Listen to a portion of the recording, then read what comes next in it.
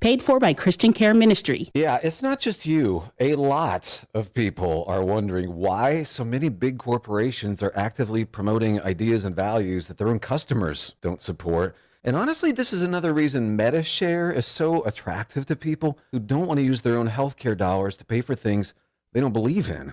MediShare is the refreshing alternative. They're a nonprofit ministry. It's a community of like-minded Christians helping each other live healthy lifestyles.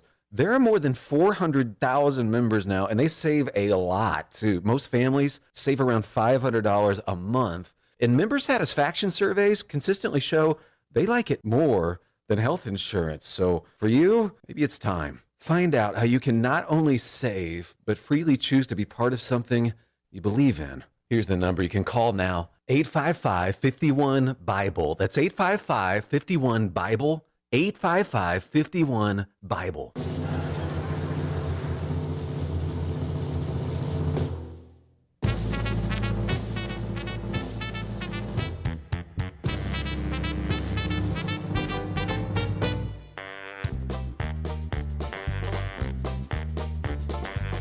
It's time to start the program.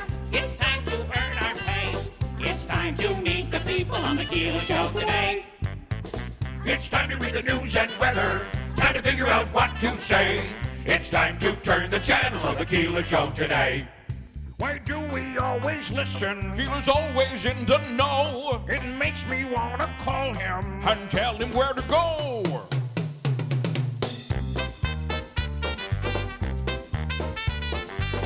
And now let's get things started.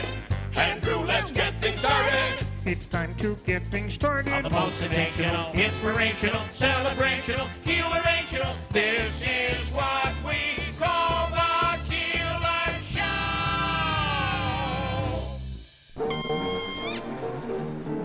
You women have heard of jalopies, you've heard the noise they make, but let me introduce my new Rocket 88. Yes, it's straight, just one way. Everybody likes my Rocket 88. Baby, we'll ride in style, moving all along. It's time for Auto Talk, the show where you get expert advice about that car or truck. To ask a question or make a comment, call 736-0186. That's 736-0186. And now here's that sultan of the spark plugs, that king of the carburetor, that doctor of the double clutch, your host, Ed Welch. WIBX 950 and 106.9 FM. This is Keeler. Good morning. It is First News Keeler in the morning on WIBX. Jeff Manaski sitting across from former Auto Talk host Ed Welch. How you doing? I'm doing great. Good morning. It's good to hear you again. Good to see you as well. Yeah, I'm real happy to be up here this morning, and it's like we're channeling the past this morning. A little bit.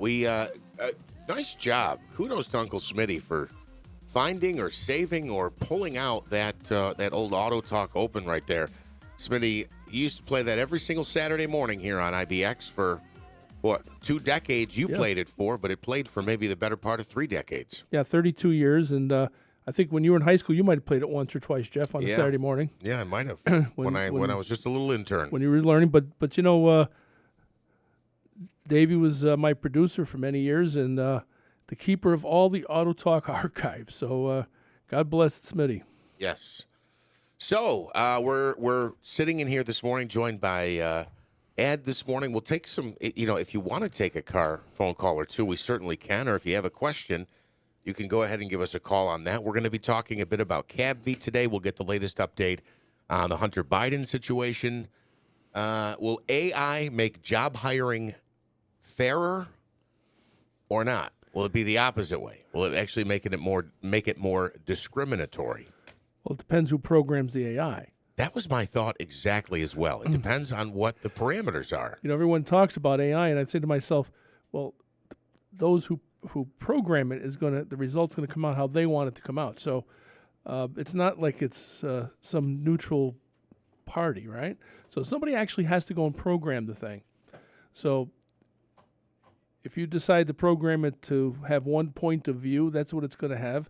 So I think what you're going to have is dueling AIs in a very short amount of time to mirror what's going on in society. So I just don't think you're going to have like a neutral umpire being the AI. Yeah. So, and we can get into that as well if you want to talk some baseball, because there's more and more AI technology that's entering the game of baseball. My personal opinion is, even though it might, I started doing the baseball umping, and this kind of pulls away the significance of the umpire, but I'm fine with that too. I mean, nobody can argue balls and strikes when it's been programmed to be down to the milli-inch or the millimeter. So you can't argue balls. You can't argue balls and strikes as it is now. It still happens because of human error, but how are you going to argue it in the future? So there's so many different things that we can get into here this morning. But Ed, since you've left, for those who may have forgotten or didn't know, you were a county legislator for a long time, of course, host of Auto Talk here. You were with AAA, Central Region General Manager for AAA New York. What have you been up to? Where have you been? Well, since I retired from AAA, I went to work for CABV as a president and CEO, and I think most people would recognize I've been involved with CABV for 29 years. And, of course, I got involved with them in 1994 with Vehicles for Vision, so the car donation program, which we still have. So I think for many, many years I was a spokesperson for that program, and so my connection with them goes way back. And the Vehicles for Vision program still exists today, and matter of fact, we'll be talking a little bit about it later on. So I've been I'm truly blessed with all the different career options I've had in my life.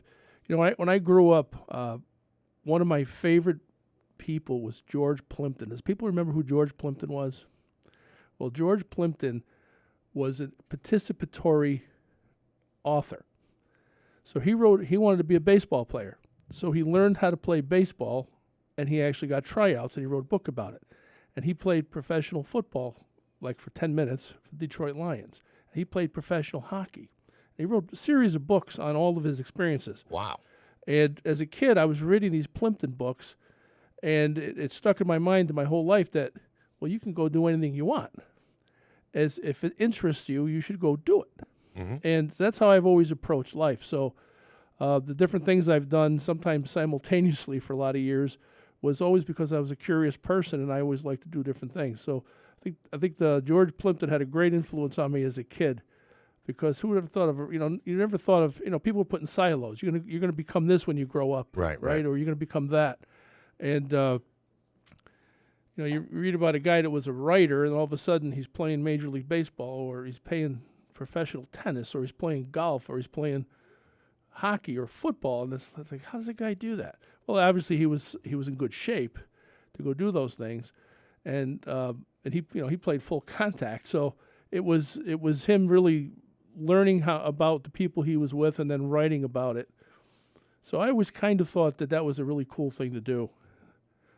So even my years of broadcasting here, I said, I'm not a professional broadcaster by trade, but I enjoyed all the work we've did here all these years, and I enjoyed it a lot. And the same thing with anything else I've done, the car business, all the different things I've done in that world. And I've always felt very blessed and fortunate that I was able to have good opportunities and basically take them when they came up. So speaking of opportunities, I'm going to take this opportunity to pepper you with questions about the car market. I know you couldn't possibly be as involved now as you were before, but essentially what I want to ask you about is all these, not requirements, these goals we keep rolling out to be what percentage electric vehicles on the road by the year 2030 or 2035.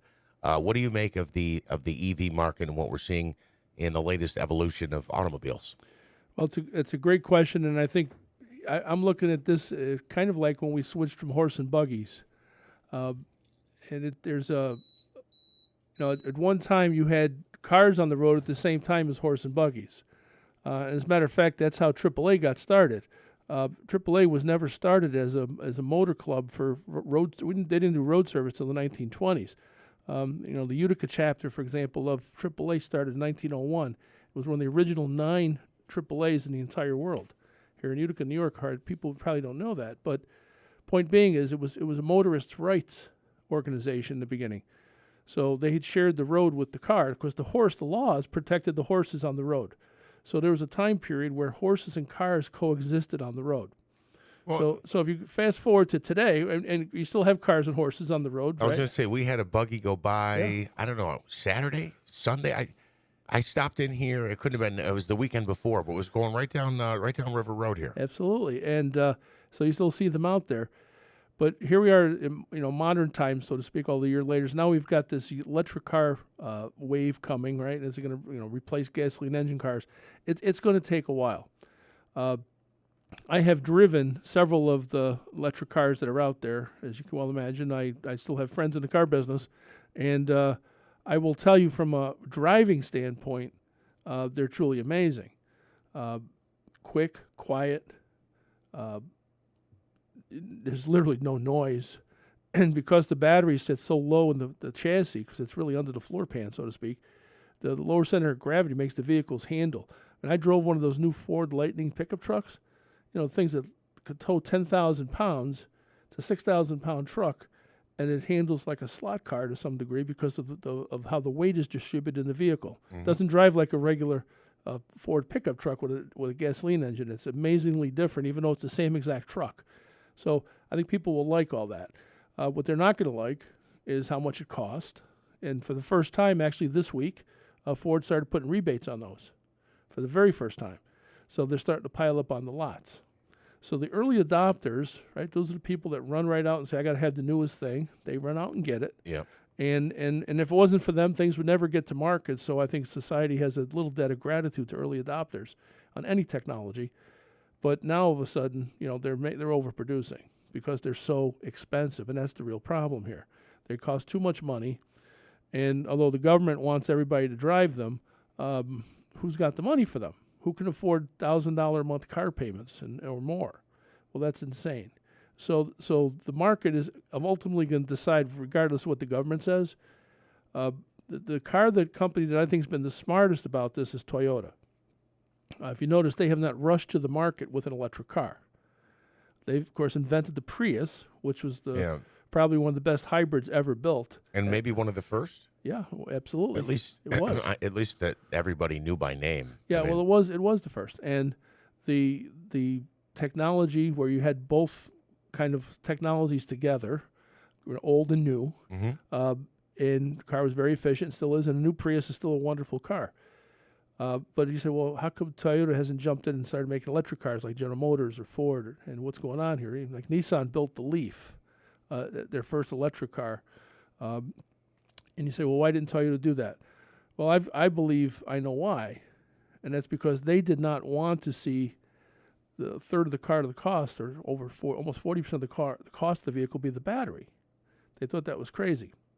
So since 2018, and I remember talking about that in 2018 on the show, Toyota's been working on a different battery technology, and they're going to be going to what's called a solid-state battery. And the way, if I was to just give you a quick characterization how that works, if you think if your laptop or your phone, you know how it gets hot when you plug it in? Yeah. Well, that's a problem with a lithium battery, and that's why every once in a while you hear about an electric car burning up. Sure. If there's a malfunction in one of the cells, it's a cascading effect through the battery. So everyone's a little scared of that. And solid-state battery, think of this, where the juice goes in and then it switches itself off. It just puts the juice to the next cell and then shuts off, and then goes to the next cell and shuts off. It can't cascade. And it runs cooler, and it's more efficient, and it costs less. And that's what Toyota's going to drive for. And I think you'll see that in model year 26 or 27. And you're going to see the battery cost about half as much, but you're also going to see the range double. Yep. I've read where Toyota's tested cars with over 600 miles range on a single charge. Wow. So I believe that Toyota is going to. I mean, you could go to New York City and back on that. Well, that solves the whole range anxiety issue, which has been a big problem for people with cars. Now, I tell people all the time, this is, well, I don't have enough range, and I say, no, wait a minute. Let's look at this logically. Let's say you're leasing a car. Now, a third of the market leases in the car business, at least before COVID. But the bottom line to that, Jeff, is if a third of the market leases, that means you're living on about a 10,500 mile a year lease. Well, that's 30 miles a day. Electric cars have even the worst ones have a couple hundred miles of range. Mm-hmm. So if you're living on a 30-mile a day driving with your lease, you probably can afford to have, again, electric car probably meets your needs. But yes, you're not going to drive out to California with it without stopping a whole lot. So I think it's going to be a few more years to your original point. What's going to happen in the market? If the battery can get cheaper, the prices will come down. Of course, as you manufacture more of them, again, there's economies of scale with that. So I think that the market is heading that way. But don't think they're heading that way just because the government told them to. Electric cars are cheaper to make, except for the battery. I mean, if you look at an engine, a gasoline engine, you know how many parts are in a gasoline engine? An electric car has far less parts. Mm-hmm. I watched a video of one of the automotive colleges, and they took the engine out of a Chevy Bolt, B-O-L-T, and they put it on the bench, and they were going to take it apart. It was like taking apart a giant washing machine engine.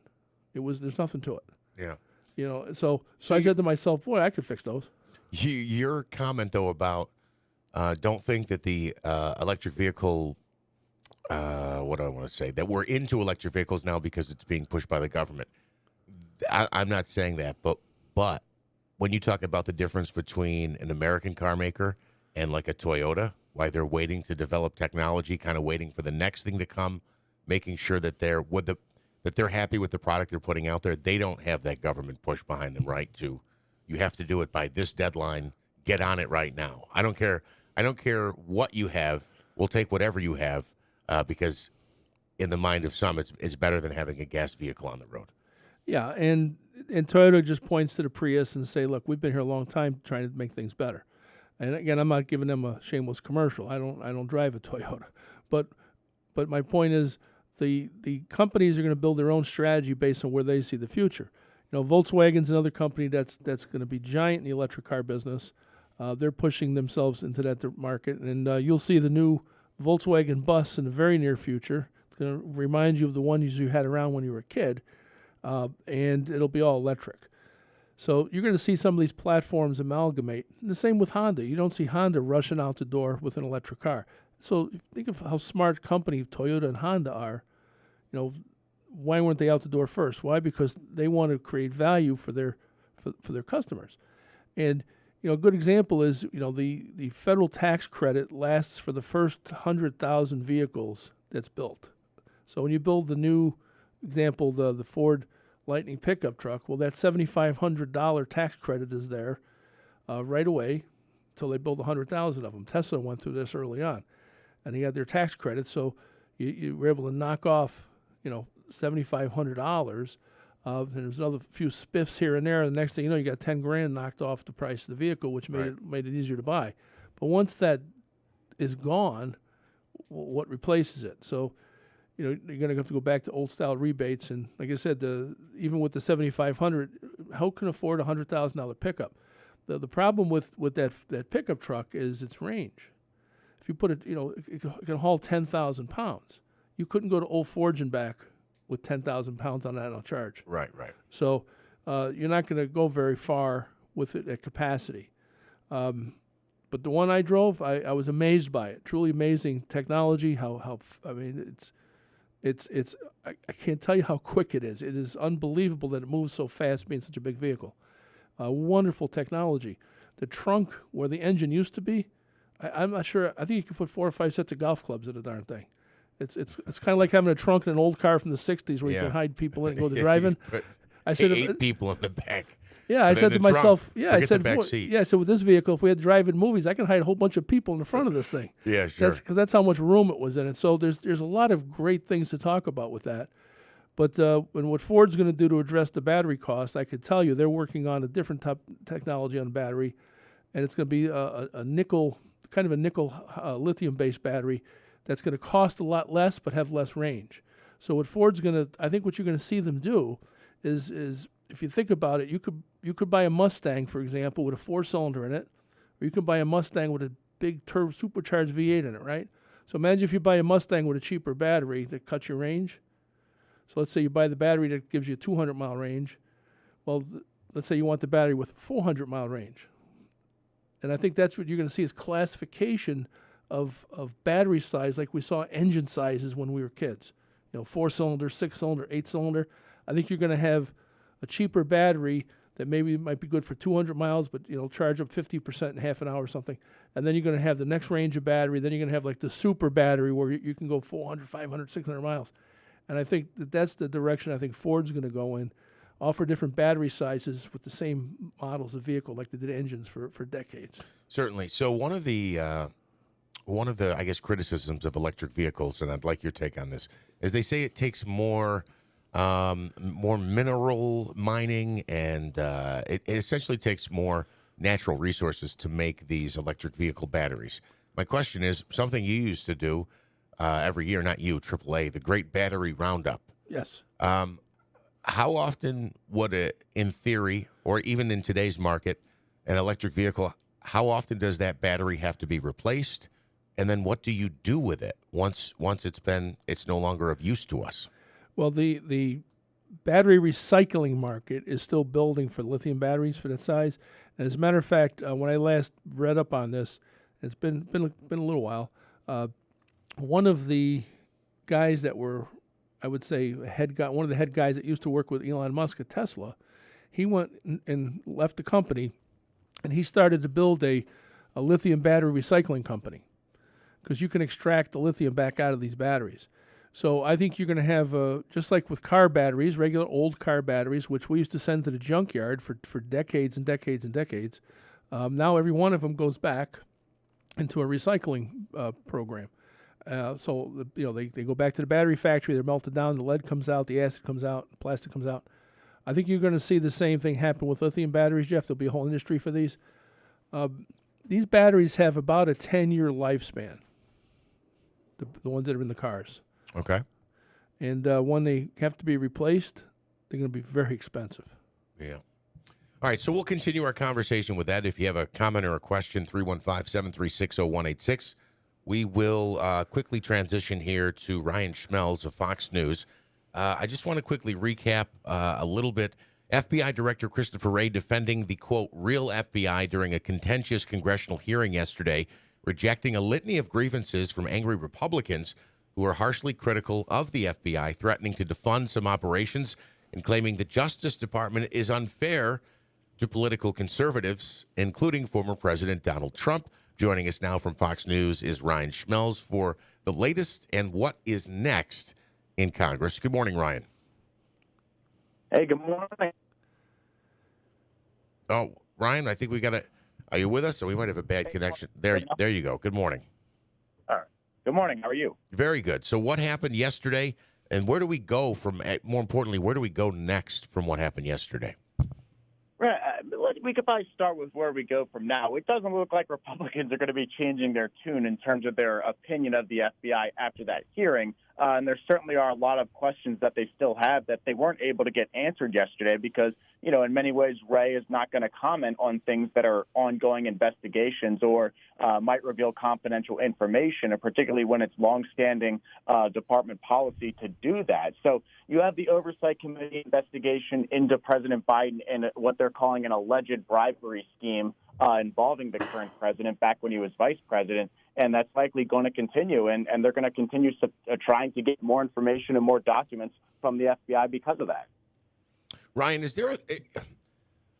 this Trump colluded with Russia 2.0? Is this the we're going to get you back, so we're going to keep beating this drum? Is there a there?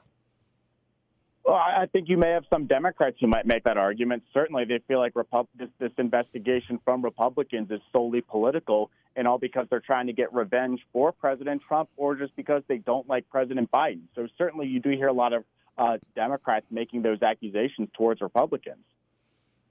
So what happens next with Hunter Biden? I mean, this guy gets more headlines than the Mets and Yankees do in the New York Post. Right. I think Republicans will continue making allegations towards David Weiss, and they'll continue to talk to whistleblowers when it comes to different accusations made about the FBI and the DOJ when it came to their investigation. There were whistleblowers for the IRS who have alleged that federal prosecutors blocked lines of questioning related to President Biden despite having evidence that could point to the president's knowledge or involvement in his son's business dealings. It's might be subpoenas down the road to get more of those whistleblowers before Congress. I certainly think that's a strong possibility down the road. So I think that's probably what you have to watch for next. But also pay attention to this legal battle that Hunter Biden's going through right now with the computer repair shop owner, as both of them have kind of pointed the finger at one another over the investigation and how, because Hunter Biden's alleged that he gave away his personal information to the FBI. This person's accusing him of defamation. Yeah. And then one more, Ryan. I see next week the two, I guess both of them, or maybe it's just one, the IRS whistleblowers. They will be appearing before Congress. Is that right? That's what it looks like to me, yes. So the Judiciary Committee, I believe, is bringing them back, and we could be in for a line of questioning that may counter a lot of what Ray said yesterday. So certainly it's going to be one that a lot of people are going to have to pay attention to. All right. Fox's Ryan Schmelz, thank you for joining us this morning. Hey, have a good one. Thank you. Thank you. So, I don't know. That saga continues to play out. And I'll be honest with you, I know I see a lot and I read a lot about this with Hunter Biden. There's a lot of accusations thrown around. But I just wonder, is there a there, or is this just the repayment for the smears on Trump about all the horrible things he did with Russia that turned out to not be the case? Well, I think that's probably a little both. And, you read a lot of things, and it's really hard to, you're right, is there a there? I mean, the only question that I think people are curious about is, and I think it's a fair question, is if he actually, and again, allegedly, because I don't know, I don't have facts in front of me, but if this guy went and created 20 shell companies and money went into those companies from various organizations around the planet, what did he do to earn that money? Right. And even if he was promising access to the White House and Biden didn't know anything about it, shouldn't Hunter face stiffer penalties than he's facing now? But I think the question would be, and that's a fair question, is, okay, what did you do to earn that money? And, of course, then did you pay taxes on all that money? And that's where the IRS all comes into this. And I know that if someone put, $1 million in my personal account, I'm willing to bet beyond the tax guys would be interesting in that. So, and again, I'm not saying anything was done wrong. I have no idea what he did, and I think nobody does. And I think that's part of the mystery of this, we'll call it. I think that's why it doesn't pass the smell test. I mean, who would give you money without expecting something in return? I mean, if you're going to do something for me, we have an agreement, a contract. You're going to perform this, that, or the other thing. Mm-hmm. Now, if he did a bunch of services for them legitimately, he should just point them out. And I think that's if you earned that, you earned it. That's 100% good. But I think that's where, on that side of the fence, where the issues are. And I think the other side of the fence is, let's just keep dragging this through the mud because it's revenge time. So and I think both politically helpful. It helps with fundraising. Sure. It helps with polling. Yeah. So I think both things are true. Right. I mean, you have legitimate questions, so there is a slight air of legitimacy to the questions, and then on the other side of the coin, let's say we can do to muddy the guy up because, they did that to our guy. So now we're going to do it to their guy. And I think that's what that is. And I think it remains to be 100% if the president had anything, no one did anything about it. Ed, I've got a couple of questions and comments I want to get to. But before we move on from this topic, I want to say good morning to Tom. Good morning, Tom. What's on your mind? Good morning. So I have a friend of mine that actually just retired from the FBI for been in 30 years, and we had an intimate conversation about this whole Hunter Biden thing. Everything that's going on right now. So what he basically told me was this: let's completely remove the politics from the equation. We go back to as far as William Colby, and during the Vietnam era and even before that. Every FBI director has done things that are not within the confines of the law, he told me, and it's ramped up to this point. He said probably the worst he's seen in his whole career would happen under Comey. Mueller was like, people were going, huh? But Comey was probably one of the worst. Hillary Clinton should have been prosecuted, he said. There should have been other people. Peter Strzok in that whole Crossfire hurricane, every one of those people, he said, should have been terminated with no pension, no retirement, and put in prison. He said currently what's going on He talked to many people that were at his level at different offices that he's worked with in his career. They are not too happy with Christopher Wray. They're doing very questionable and illegal things with regard to FISA abuses. And he said, you need to only go back to Inspector Horowitz's investigation, where he said that the FBI was doing illegal things. It's documented. It's there. The problem is nobody ever gets held accountable. Nobody goes to jail in Washington, D.C., he said, because everybody has dirt on one another. Right. And especially the FBI. So you go back to Hoover, he said, when he talked about dirt, and Hoover used to keep files on many politicians to levy things to go a certain way that he wanted to. This has happened with every director. But he said this is over the top what's going on right now, especially with regard to Hunter Biden. They have a laptop. They have hard evidence on the laptop. They have documented conversations with the president and him as far as what's going on in Ukraine. And he said to me that Ukraine is one of the most corrupt countries on the planet. That's his exact words.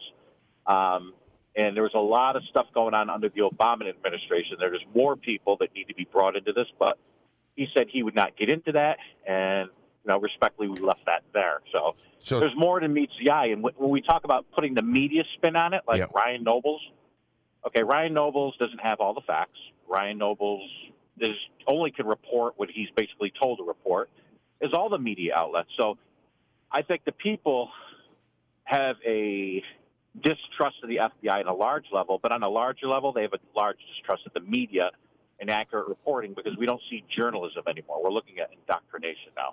So we're never going to get the whole truth, and I think this is going to play out to a dead end. Nobody's going to go to jail. Nobody's going to be held accountable. I think it's all political theater. It's funny. And he agrees with that. So, Tom, I appreciate the phone call. It's funny because I just had a conversation with somebody yesterday who was also saying in the same vein, this is just going to go back and forth. It'll just volley back and forth, but there's no actual consequence or ending to it. I hope that's wrong. I guess we'll have to wait and see ultimately what happens. And his example of Ryan Nobles, Ryan does a great job. Works for NBC News now, joins us here on the program. He's from here. I think Ryan does a phenomenal job. I don't know that it's about what he's allowed to report, what he can and can't say. I don't know that it's about that. But you could make that same argument about, what's his name? Jesse Waters or Gutfeld or these guys on Fox. So I know both sides like to beat the drum. They beat the drum. They beat the drum. I would just like to hear what the rest of the song is. And at some point, I hope we get to the bottom of that. We're moving on to, here we go. Stefan Rubitsky. Good morning, Stefan. How are you? Well, hello, Jeff. Good morning. And you going to say hello to Ed, too? Welcome back, Ed. Hello, Ed. Hello, Stefan. How are you?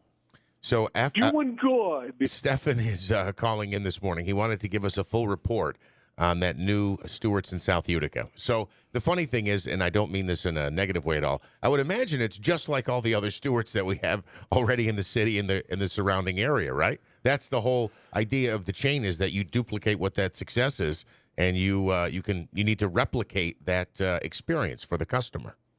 So it's a Stewart's is what it is, right? Yes, it is. It's closer to me, though, just about a block away, and it's a brand new store. One person said they like Stewart's milkshakes. Another person in there said they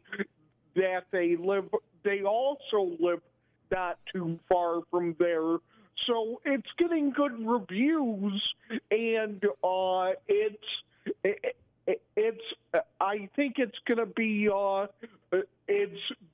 very good store, and it's a beautiful store. All right. Well, Stefan, I know that you will be there enjoying it, and we'll stop by there and have breakfast with you at some point. But I thank you for sending me some photos. Stefan was my reporter on the street yesterday.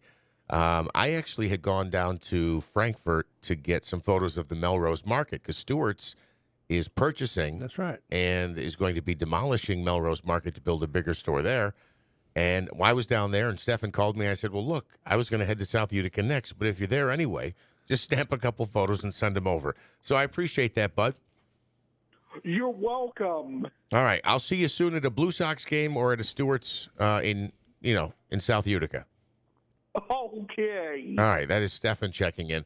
He's our kind of our roving man on the street. It's every time there's something going on, he doesn't have a gas vehicle or an electric vehicle, but he finds a way to get there pretty much every time there's something going on in the city. He does, but in this case, it is really close by for him. Yes, it's just around the corner. So I think that might spare me a few. Sometimes Stefan will call me up and we'll go run and grab some food somewhere.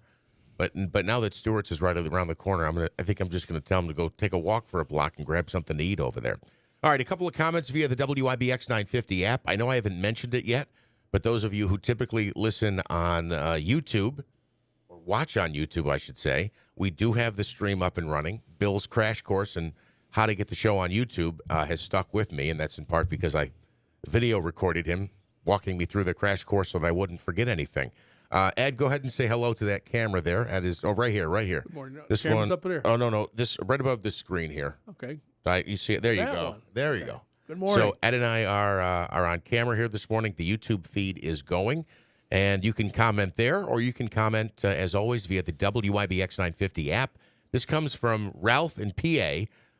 Ralph is a frequent listener and comments. I know it says he's from PA. I don't know that he lives there now, but I know he's from here originally. Saturday mornings in the Mohawk Valley haven't been the same since Ed retired.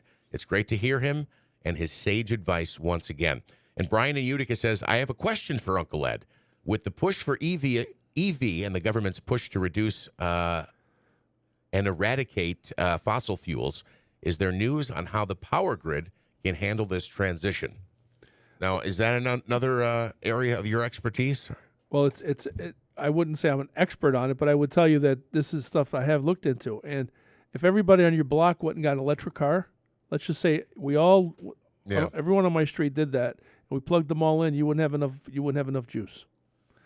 The most neighborhoods would not have enough power to actually have everybody own one of these things. Sure. And I won't say all neighborhoods, but if you live in an old neighborhood where they brought out maybe just enough electricity, and they haven't redone all the lines. So the question that no one has calculated yet, and this question is actually very good, is, okay, how much would you going to have to upgrade the power grid in a neighborhood if everyone went and got an electric car? And I think that's an unknown, unseen thing at the moment. Yeah, absolutely. And the power's got to come from somewheres. So there is no free lunch when it comes to power. You're converting something into energy. So there's a cost to that. So if you're going to buy an electric car, you have to plug it in, and you have to get electricity, and that's not free. Well, in many places today it is free, but once the market tips, that'll all change. It's like everything else. It's like before the ads were on Facebook. Yeah. Right. It's like everything that starts out for free. I'm trying to think of another example. YouTube used to be ad free. That's another. Right. Yeah. So it's social engineering. They get you hooked, That's and then that's when they start beating you over the head. Right. So imagine you pull into a gas station and you got to fill up your electric car, and you got a level 1 charger, level 2 charger, level 3 charger. Level 3 charge is going to just like a supercharged quick. Oh, yeah. When you swipe your card, you think you're going to pay to get your car filled up in 10 or 15 minutes? Absolutely. Or you're going to go to level 1 and sit there for 45 minutes? Either way, you're paying, though. You're going to pay for it either way. You're going to pay more for it to happen quickly. Sure, absolutely. And does anyone like to wait around here? No. No place does anybody like to wait. Who likes to wait in line for anything or wait for something? So that's the other part of this. The way I look at it is, if you can go into the electric gas station, right, into the electric Stewart's, right, and I'm going to go in and I'm going to get a soda, I'm going to get a hot dog or something, whatever long it takes that I normally would do that time I spend in that gas station, I need to be able to fill my car within that time frame. That's what we're all used to doing. So if all of a sudden your visit to the gas station is going to require you to go watch the Mets game for 2 innings, you're not going to like that. Yeah, it's funny if you think about how it has the potential to change gas stations as we know them right now, and it's almost like a docking station where, if you go and get, let's say, $20 in gas, you ran and got a soda, hot dog, and you got $20 in gas, or 25, or you filled it up. What are you talking? 4 to 6, 7 minutes that you're there, probably. Yeah, exactly.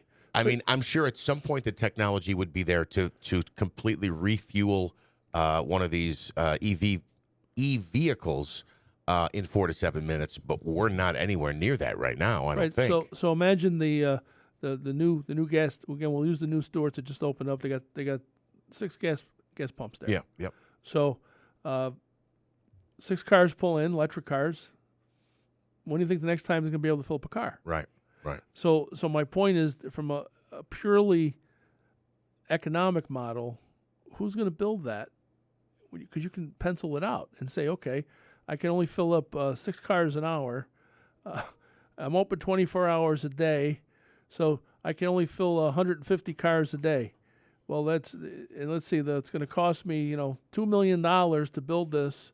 So what's my ROI on this as a builder and owner of the gas station, right? So unless this thing happens quickly, it's going to be a real problem. We will we'll continue to watch this play out here, whether it's too fast or not fast enough. We'll live it, we'll experience it, and certainly we'll have some stories to tell about it. I'm laughing here because Stephen Rome says via the WIBX 950 app, hey, it's time for more Truth or Dare with Uncle Smitty. And that's a reference to the nude beach question. I heard and this list yesterday. we had I heard this yesterday. Now, by the way, I got a clarification. We've only got a couple of seconds left in this hour, but let me say, Smitty was there as a visitor, and he had clothing on. Am I right, Uncle Smitty? You are correct. There you go. All right, we'll talk more about that, and you can use your imaginations, but we'll be back after this. It's First News Keeler in the morning on WIBX. From the Stanley Theater Studio, WIBX 950 Utica Rome, W295DI Utica Rome, your news, talk, and sports leader, a Town Square media station. I'm Chris Foster, Fox News. President Biden's in Finland, the newest member of the NATO military alliance, after wrapping up the NATO summit in Lithuania with a speech about supporting Ukraine against Russia. Biden spoke before thousands at Lithuania's Vilnius University. Our commitment to Ukraine will not weaken. We will stand for liberty and freedom today, tomorrow, and for as long as it takes. Many U.S. officials privately admit this war is ground to a stalemate. Russia still occupies about 20% of the country. The front lines have not changed significantly since November of last year. Fox's Lucas Tomlinson. The president's meeting today with leaders of Nordic nations, holding a news conference with the Finnish prime minister, then back in Washington tonight. Former New Jersey Governor Chris Christie and South Carolina Senator Tim Scott announced they both have enough donors to qualify for the first Republican presidential debate next month. Senator Scott on Fox. We're having a serious conversation about the windshield of America's future and not the rearview mirror of America's past. That message is not only resonating, it is actually increasing the enthusiasm we're experiencing. Former President Trump, Ron DeSantis, Nikki Haley, and Vivek Ramaswamy have also said they've hit that 40,000 donor threshold. Candidates also need at least 1% polling support. Trump has not said he's not sure if he'll show up at the debate. There's tornado damage in the Chicago area. National Weather Service weather spotter Joshua Schaefer checking out debris near O'Hare Airport. I'm surveying the damage. I would estimate it's at least an EF1 tornado with winds between 86 and 110 miles an hour. More than 1,000 flights were canceled or delayed. Phoenix, Arizona is looking at a 14th straight day of 110-degree high temperatures. There are hot weather alerts from California to Florida. Across the southern part of the country, heat records could be broken in the southwest and the southern plains into next week. And there's a risk of heavy rain in parts of the northeast, already flooded in Vermont and New York's Hudson Valley. America's listening to Fox News. How far will the left go to win 2024? Will they send out more stimulus checks or give away trillions more to left-wing groups? The simple truth is they don't care if your retirement is eroded down to a fraction of its value. They just want to win. Hi, Stephen K. Bannon. I want to encourage you to diversify your 401k or IRA out of paper assets and into a physical gold IRA. And the only company I recommend for gold IRAs is conservative-owned Birch Gold Group. To learn more, text the word PROTECT to 989898 to get their free info kit on gold IRAs. Do this now before Democrats have a chance to legislate away your life savings. Get your free info kit on gold IRAs by texting PROTECT to the number 989898. There's nothing to buy and no obligation at all. So use your agency. Take action now. Text the word PROTECT to the number 989898. Paid for by Birch Gold Group.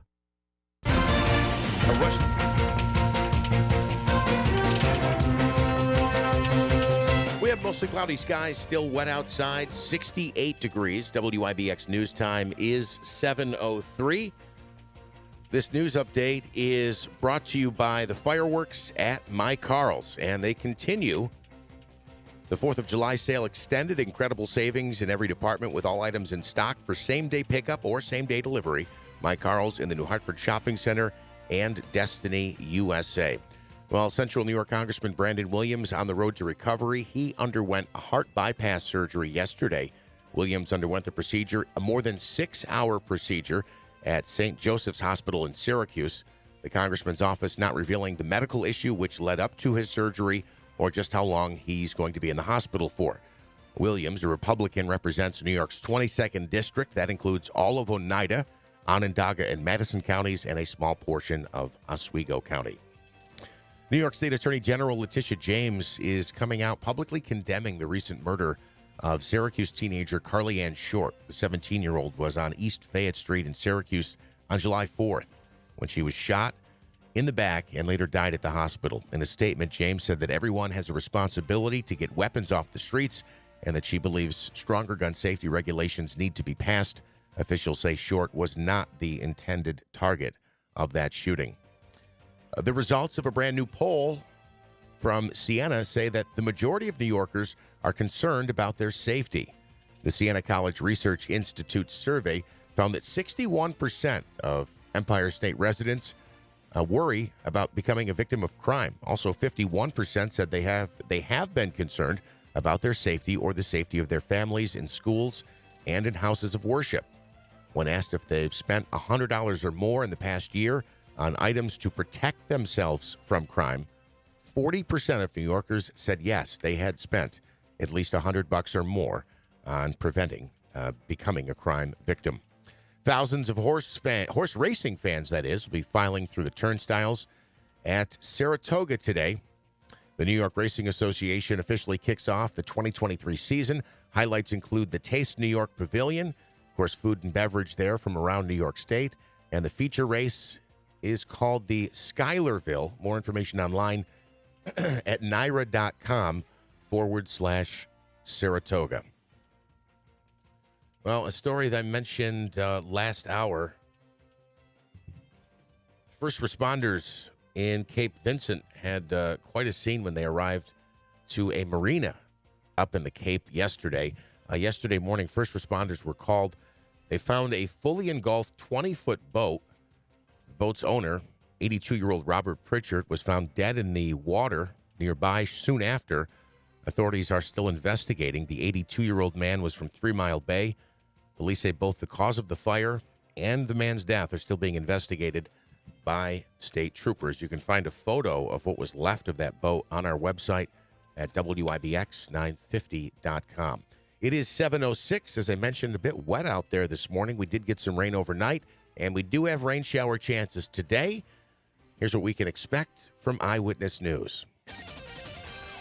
I'm Eyewitness News Chief Meteorologist Craig Flint in the WIBX Weather Center. Today, showers early, then thunderstorms this afternoon with locally heavy rain, some localized flash flooding and damaging wind gusts, a high near 85.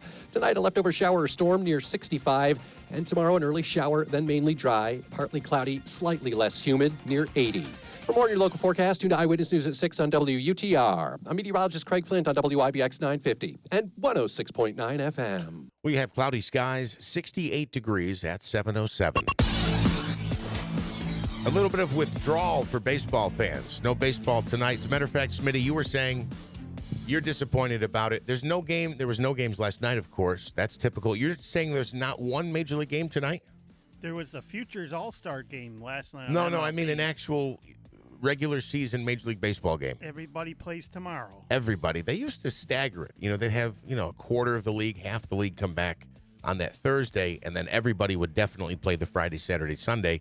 But unfortunately, no action again tonight, one of the deadest days in the sports world. So instead, we turn our attention to the NFL, and we have some news there. Our Giants might be without Saquon Barkley to start the season here, actually for the season, by the way. The Giants are in jeopardy of not having their top offensive playmaker. ESPN says Saquon Barkley's availability for Week 1 is a serious question if he does not get a long-term deal. Barkley and the Giants have until 4 o'clock on Monday to finalize a long-term deal. Otherwise, he would not be eligible to be re-signed by the team until after the season. The two sides remain in a stalemate. So if they do not sign him, then he's off the first week. And then basically what happens then? He can still refuse to play. Yeah, and it's a hard decision because the guy's been injury prone, and you wonder, you sign him to a long-term contract, which is what he wants, and I don't blame him, right? Sure. Running backs' life expectancy in the NFL is like 5 seasons.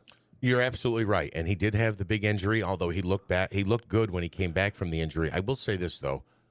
It's mind-numbing to me that we pay, essentially, Saquon Barkley, we're trying to pay him about $10 million. And he doesn't want it.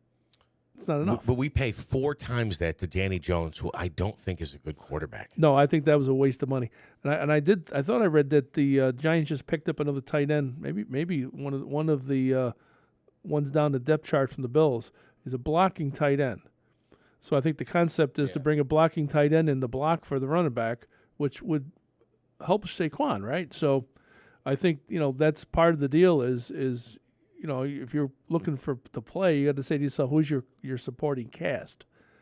The other thing about Saquon is they never really use him as a catcher. He doesn't catch too many balls, although the guy's pretty good hands. So I'm not sure that the Giants have utilized him correctly over the years. And obviously, when he's healthy, he's a beast. But I don't know if they want to pay more than that to find out. They paid their quarterback so much money, they're probably pushing up against the cap. Yeah, I would have been fine with us making a move to get somebody else. I just haven't been all that impressed. Now, we'll see what happens here with the Jets. I think the last time they were on Hard Knocks, what's his name there? Rex Ryan was the head coach. And, they loved the limelight. Ryan loved the limelight. Yes. I don't know that Aaron Rodgers is going to love it because now he's, darkness retreat and things like that. They're going to watch him do yoga on the 50-yard line. I don't know what they're going to do. But we'll see what they do because they will be the featured team on HBO's Hard Knocks. They were one of 4 teams being considered eligible for the series. The team has been in the spotlight, of course, this offseason because they picked up Aaron Rodgers. The NFL announcing the 2024 Hall of Fame finalists. Among them are former head coaches Tom Coughlin and Mike Shanahan. Team owners Robert Kraft and Virginia McCaskey also up for induction. Kraft, of course, has owned the Patriots since 1994. He oversaw 6 Super Bowl championships. And let's see here. The results for semifinal voting will be revealed on July 27th, so that'll be coming up at the end of this month. One note in baseball, next season, 2024, will begin in South Korea. MLB will play its first ever game there. To kick off the 2024 season, the Dodgers and Padres will meet in a 2-game series on March 20th and 21st. Do I need to get into anything else here? Okay, and then Dan Snyder, former owner of the Washington Commanders, tried to make one last attempt at holding on to his franchise. ESPN reports the Commanders owners' legal team allegedly presented a PowerPoint that contained blackmail material for top league executives during a meeting about Washington's workplace misconduct. The presentation took place at NFL headquarters in June of 2021, where his team of lawyers were required to present a defense against Beth Wilkinson's investigation into misconduct. Instead, the legal team presented a slideshow that included screenshots of embarrassing emails and text messages from top league personnel. Wow. Snyder and his wife have a deal in place to sell the team to the 76ers and Devils co-owner Josh Harris. And I think he's going to get paid a boatload of money. Oh, there's no question. Yeah, there's no question. So they're going to need to bring tractor trailers for the money he's going to get paid. WIBX News Time is 7:12. More comments to get to as well. We've got a busy program coming up. We'll talk with Dr. Zielinski and Shimilewski coming up. We'll also talk with some folks from CABV. We'll get in a little bit of an education on some of the things that we don't hear all that often about when it relates to CABV and the services that you provide. For instance, I was so shocked this was actually when I left and I worked for Assemblywoman Buttonshawn's office for a while. We went to an event. It might have been like the Go Green or the Earth Day cleanup stuff. Yes. And I didn't know that warehouse that you guys have. It's over essentially, 100 feet from where the old, it's burned down now, and they finally cleaned up the rubble. Yes, right next to the old Charlestown. Charlestown. I still call it Univac because that's what was originally there. But I mean that when that place burned, that was a pretty big disaster, and I'm very grateful it got taken down quickly. And again, that was our elected officials all working together to get that money quickly in there, because that thing was an environmental hazard. Yeah, absolutely. I mean, that building looked like it was, Berlin 1945 at the end of the war. That's what it looked like when it was done burning. Yeah. And it was hazardous, and when it first occurred, the smoke, and it was a pretty scary day in the neighborhood over there, I can tell you that. I will never forget. As a matter of fact, Andrew Germinio called me that morning, and it must have been, 10:05, 10 after 5. It was around there. And I'm like, man, it's early. I'm not late. Why are you calling me? And he starts explaining that there's reports and, the Charlestown's on fire, and it's not like there's a fire in one part of the building. The whole structure is completely engulfed. And I remember at that time I was sleeping in my front room, my sunroom, because it's, the air was nice. You didn't have to run the air conditioner. It just was one of those nights. And I went, I think I can smell it. And I live in New York Mills, and I could literally smell it from East Utica burning. Absolutely. And of course, my staff was reporting for work that morning, and our facility there is 80,000 square feet. And we do manufacturing and distribution from that facility and customer service from that facility. So we have a lot of employees there. And obviously, they're starting to show up for work. And we had many, many concerns that day. And fortunately, nothing, happened to us across the street. But for a few hours there, it was we weren't sure what was going to happen. We weren't concerned about our building burning, but we were more concerned about smoke getting in the building and getting in our inventory. We knew nobody lived there, so we knew there wasn't we weren't worried about loss of life. Yeah. But the it was pretty scary, and you're right. You could smell that smoke all the way halfway across the county, I think.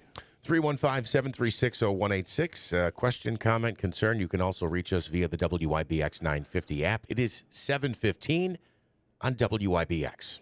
Are you in the market for a vehicle that's like new but don't want to break the bank? Look no further than GM certified pre-owned vehicles at Steed Pawnee Chevrolet. With rates as low as 4.9% for 60 months on GM certified vehicles, you can find new roads without the high price tag. Check out the 2022 Chevy Trailblazer LT all-wheel drive with only 36,000 miles, or the 2022 GMC Arcadia all-wheel drive SLE with only 15,000 miles. With a 6-year and 100,000-mile powertrain, limited warranty on all, and an additional 1-year bumper-to-bumper limited warranty, you can drive with confidence knowing your vehicle is covered. Visit us online anytime at SteedPawneeChevy.com to browse our complete inventory. Steed Pawnee Chevrolet, Route 28 in Herkimer. See why it's always easy to do business at Steed Pawnee Chevrolet, your family-owned and operated dealership. Customer must qualify top tier through GM Financial. All taxes and fees due on delivery must take delivery by July 31st, 2023.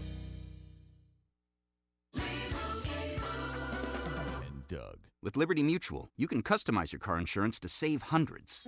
Here's what those savings sound like in dollar bills. Here's what it sounds like in quarters. And here's what that sounds like in cryptocurrency, a thing I totally understand. 1010, I am money, cha-ching, beep boop, $. Only pay for what you need at LibertyMutual.com. Savings may vary. Underwritten by Liberty Mutual Insurance Company and affiliates. Excludes Massachusetts. Liberty, liberty, liberty, liberty. Solving mysteries is hard. Streaming them isn't. We need to know what happened. There's someone else pulling the strings here. This month, get in touch with your inner detective and stream the best selection of British mysteries during Mystery Month on BritBox. That is interesting. Watch entire series of fan favorites, including the newest seasons of Luther, Silent Witness, Father Brown, Vera, and more. My lips are sealed. No one does mystery like the Brits. Start streaming now with a free trial at BritBox.com. Do you hear that? Asthma triggers are everywhere. From dust mites, pet dander, and pollen, to smog and smoke, an asthma attack can strike anywhere, anytime. Be prepared with quick-acting Primatene Mist. Clinically proven to open airways quickly. It's the #1 FDA-approved asthma inhaler available over the counter. Primatene Mist. Breathe easy again. Use as directed. Hi, I'm Max Carbone with Power Sports of Utica. For the month of July, we are offering 1.99% on all 2023 non-cab Can-Am side-by-side models and up to $1,500 off Kawasaki jet ski models only at Power Sports of Utica. Hi, I'm Joe Carbone. Welcome to Harley-Davidson of Utica. 50% off of all footwear. 40% off of all camp chairs, table sets. Buy one, get one, 75% off of hoodies. And Bike Night, July 14th. Plenty of cold refreshments. Attention, your money is now controlled by the U.S. government. Picture a world where your every purchase is monitored, tracked, and controlled by those in power to suppress the freedoms of those they see fit. Hi, my name is Jason Hansen. I'm a former CIA officer and New York Times bestselling author. And right now, I've become very focused on the impending rollout of the central bank digital currency. This is not a work of fiction. It's a terrifying reality looming on the horizon. But there is a bit of good news. I've partnered with Advantage Gold to offer you a solution. They are specialists in converting your traditional assets, like those inside an IRA or 401k, into tangible assets such as physical gold and silver. Don't allow your money to be controlled. Claim your free gold protection kit from Advantage Gold. Call 800-900-8000, 800-900-8000. That's 800-900-8000. Advantage Gold is not an investment advisor or a tax advisor. Call 800-900-8000. In Sarah's Flooring Outlet is the area's leading flooring store for Pergo Extreme, and Sarah's is the area's leading flooring store for anything flooring. Hardwoods, tile, carpeting, they have you covered with the largest inventory. You're going to get the best selection, the best price. And on Pergo Extreme by Mohawk, it's a guarantee. They have the 60-mile radius deal. And that is, it's a guarantee where you get the best price on Pergo Extreme anywhere within a 60-mile radius of the store. Pergo Extreme from Insera's offers deeper visuals, a better protection, and a deeper warranty. It's worry-free for life, 100% dent-proof, waterproof, kid-proof, pet-proof, only at Insera's. We had hardwood floors put in by a craftsman from Insera's Flooring Outlet. They're beautiful. And the service was top-notch. If you're looking for flooring, why would you go anywhere else? You would go to the place where they have the largest inventory in all of Central New York. It's Insera's Flooring Outlet. And you can get 6 months interest-free financing right now in Sarah's Flooring Outlet, Route 49 Plaza, River Road, Marcy, and always online at insarasflooringoutlet.com. WIBX 950 and 106.9 FM. This is Keeler. Back here on the Keeler in the Morning program, it is 7:20. Bill is on vacation this week.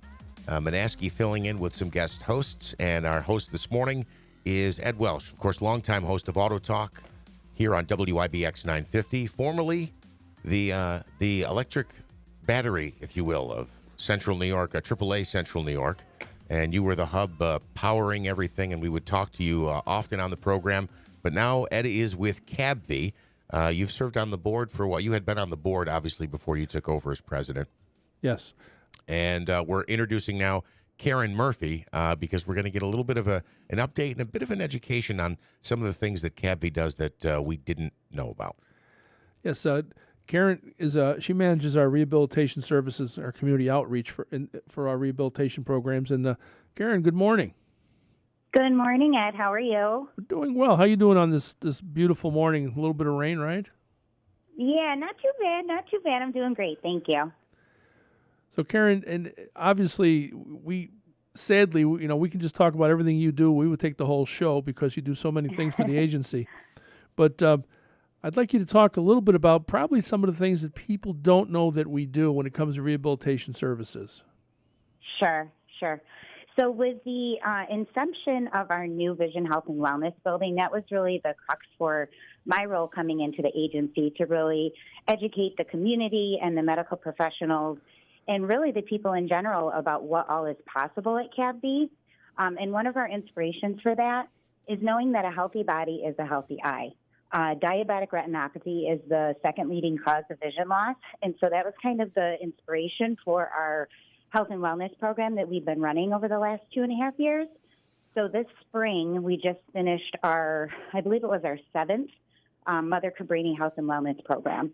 And what we did with that is we invited consumers, community members, people from the area to come in and participate in a weekly 8-week program whereby we partnered with other health and wellness professionals in the area and also took advantage of our beautiful Vision Health and Wellness building, where we have a fitness center, a therapy pool, and just really a lot of space for folks to come in and, have a community, have a space where they can learn more about how they can maintain their health and wellness, how they can integrate, new small changes to make a big difference in their lives. So that's been a really big part of the new Vision Health and Wellness building, along with our incredible rehabilitation staff who have been participating with us, supporting the program. And one of the things that I think people don't realize is, we're not just handing out magnifiers anymore. The process to come to CAVB has really become a lot more comprehensive. If you call the agency for yourself or your loved one, they're going to set you up with a really wonderful case manager who will come to your home, do an intake, and then they're going to have you come into the facility and meet with Dr. Wattis, who's wonderful, Dr. Kimberly Wattis, who we have now. And she'll do a low vision exam on you, but that's not the end. That's where our incredible team comes in. So Dr. Wattis may, identify that someone could use some technology training. So then they're going to be meeting with Dan, who's our technology manager, and he's going to be giving them, different tools and support systems in place to make their lives easier. Our mission is to help those that are blind or visually impaired maintain their independence, and that's what happens with this process. So she may send them to Dan, they get some training, and then she may identify that they need some rehabilitation therapy in the home. So one of our vision rehab therapists will come out to the home and really try to identify how to make the home safer. And then we also have orientation and mobility specialists who will help them to navigate not only in their home, but in their community or their work or the grocery store, or help them to cross the street safely. And then we also have social workers on staff. We have an occupational therapist. We have vision therapy. The technology that we have at the agency is really state-of-the-art, and it's really exciting.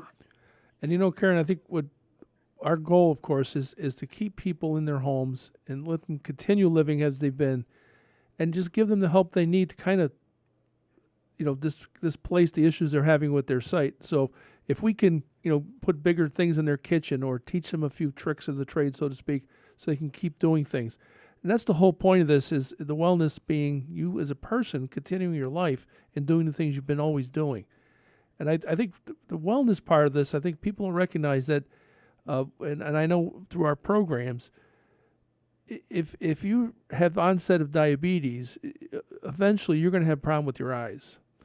And if we can get you to do a few things to help your health a little bit, maybe, and of course there's no guarantees, but maybe you can keep your vision longer. And I think, again, it's preventative. We're trying to get the preventative side as well as helping people that are already having problems. Exactly. And that's the message that I'm trying to relay to the physicians as well, is to consider us at a partnership at an early stage rather than a late stage. Because as we know, little changes are big changes. And in order to maintain the healthy vision that they have, we want to get together with these folks earlier rather than later, because the sooner that we can work with them and give them the tools and give them the training while they still have remaining vision, the longer they can maintain their independence. Exactly. Now, Karen, I know we've just spent a bunch of time talking about wellness and as we get older or start having problems with diabetes, but we also do a whole bunch of children's work. We do. It's so exciting. This week, we actually have our teenagers staying with us for our youth residential program. It's called our Pre-Voc program. And so that's really exciting, because what we do is we offer skills and tools to teenagers who are in a transitional phase in their life. So we teach them things like resume writing. We teach them how to sit down at a business lunch, and etiquette and manners, and how should you dress, and what's appropriate things to say, and really life skills that truly any teenager, I was with the kids the other day, and I said, boy, every teenager could really benefit from this program, because it's so important, just life skills that we get to help them facilitate into their own worlds. And so that's going on this week. 2 weeks from now, we have Function Better, which is for our younger teens, to kind of teach them those executive functioning skills. Okay, how do I get up in the morning? I think about it myself. When my kids were 10 and 12, I give them a list of things to do in the morning. Get up, get dressed, brush your teeth, get your bag ready, go downstairs and get your breakfast. Well, for someone that's blind or visually impaired, a child that's blind or visually impaired, there's another level to that. There's another layer. Yeah. So we give them those skills and we teach them how to be able to do that independently. And then we have our exciting 10-year anniversary of our summer camp abilities coming up August 11th through the 17th up at Camp Nazareth that we're so excited to have this year and hopefully be back to pre-COVID capacity, which is really, really exciting for us and for the kids and staff. Yeah, summer camp is a highlight for us every year. It really is. It's so wonderful. And, we've had so much community support with all of our events and supporting this program and be able to continue it. So we're grateful for the people in the community for that too. And of course, the whole goal is to prepare kids for life. Let's face it, if you have a child that's blind or visually impaired, everyone's protective of their children. Mm-hmm. You're going to be real protective of that child. And of course, as they age and grow up, they still have to figure out how to live life. Yes. Because mom and dad's not always going to be there. Different level of independence than typical. Yeah. But yeah. So they got to find that. So our programs that we do, the ones that Karen just mentioned, helps kids learn these things. And when they get to camp, of course, they're also with all kids just like them. And for the first time camper, they may be the only child in a school district that's blind. And they come to camp and there's 20, 25, 26 kids there that are also, it's the first time in their life they've been with a peer group. And it changes them. And it changes their perspective of life. And we do things at camp that every other kid does. The most amazing thing is, in my opinion, because I've seen so many things, but to watch blind kids master the rock wall. No kidding. And we've got kids that if they've done it for a few years, they're better than the instructors climbing that thing. And it's amazing to see. And kids come to us, they may be shy, they may be nervous, and then a few years later, you can see them really blossom and realize, hey, I got a whole life ahead of me. I got to figure this stuff out. And that's what we help them do. And of course, we do a lot of preschool screenings, and we do about over 1,300 of them a year. So we go into school districts and we check kids out. That's all. And again, that's free of charge. One of the other initiatives we're doing this summer is offering virtual lunch and learns, education for pediatric and family practice offices to teach them about the signs and symptoms to look for in these kids and how we can help them. And we could spend a whole lot of time just talking about that, but I know we don't have so much of it, Jeff. Karen, if somebody wants to reach out to Rehab Services, what's the best way for them to reach us? So they can reach out by calling our main number, 315-797-2233, and you can call extension 4000, or you can reach out to me if you have any specific rehab questions, and my extension 4005. Karen, thank you so much for taking some time to join us this morning. Oh, it's been my pleasure. Thank you so much for having me. Thank you very much, Karen, and we've got to get you back up here where we can just talk about this for the whole show. I would love Sounds to. Good. Absolutely. Have a great morning, guys. Thank you. That is Karen Murphy, and how did you describe this? I wrote it down as she manages our initiatives, right? And she manages our community relationships from the rehabilitation side of the business. So she talks to parents, she talks to providers, she talks to doctors' offices, she talks to everybody. Talk about everything we do at CABVI from a rehabilitation standpoint. It's 7:31. A quick timeout. Back after this on WIBX. Hi, it's Jordan from Little Falls Lumber. Summer is a great time to freshen up the look of your home, and we have you covered. We stock a variety of name brand products from GAF shingles, LP vinyl siding, Sierra Pacific windows, to Moisture Shield composite decking, and premium grade pressure treated decking. We have options to fit any budget. Stop by one of our 3 convenient locations, Little Falls, Syracuse, and Schenectady, to see what we have in store, or visit us at littlefallslumber.com. Summertime is the best time to build memories in Herkimer County, New York's Experience County. From the Mohawk Valley to the Adirondack Mountains, Herkimer County offers charming communities, festive events, fun adventures, and great family activities. Erie Canal history? Check. Farm markets and unique shops? Check. Outdoor recreation and New York's #1 water theme park? Check. See all the possibilities online at visitherkimercounty.com. Herkimer County. I love New York. Go green, they say. But how? Start with your biggest investment, your home. Invest in the future with a new water furnace geothermal heating and cooling system by City Suburban. We at City Suburban have converted hundreds of customers to green energy to heat and cool their home. And we can do the same for you. Now is the best time with the New York State Clean Heat Energy Program, where you can save up to $12,000 while funds are available on your water furnace geothermal system, plus a 30% federal tax credit. They say go green. We say go Geo. Hi, this is Chris from City Suburban. There's never been a better time than ever to go green. With the New York State Clean Heat Energy rebates and federal tax credit, you can save thousands on the installation, plus save for years to come on energy costs. And like always, every installation comes with City Suburban's POMG. That's peace of mind guaranteed. Call us today at 853-3899. That's 853-3899. Or visit us at citysuburban.com for more information. WIBX 950 and 106.9 FM. This is Keeler.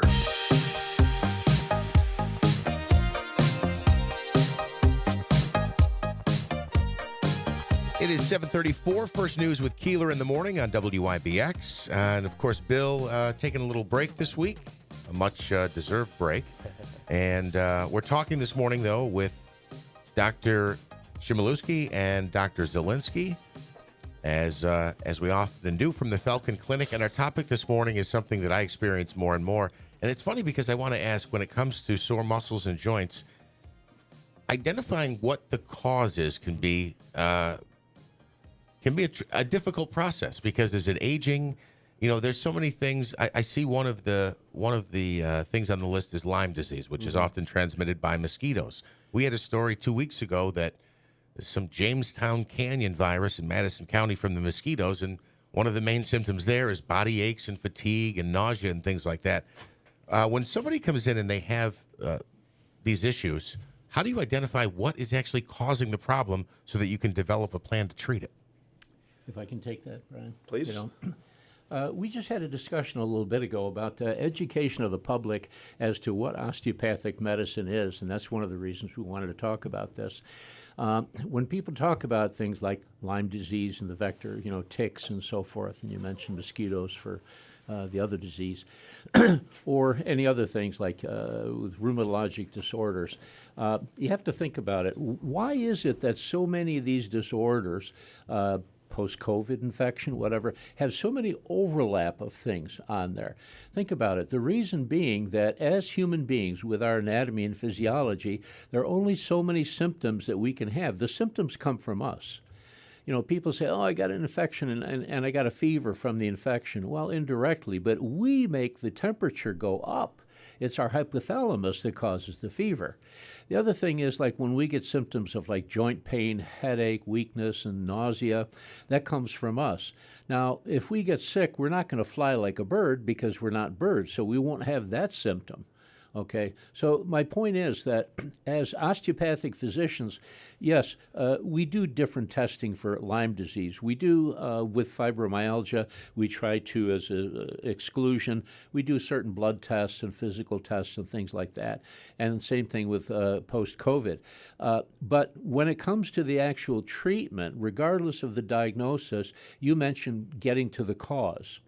And I would venture to say that with just about any disorder you can think of, from hep C to cancer, I think we're a long way off from finding what the root cause of anything is.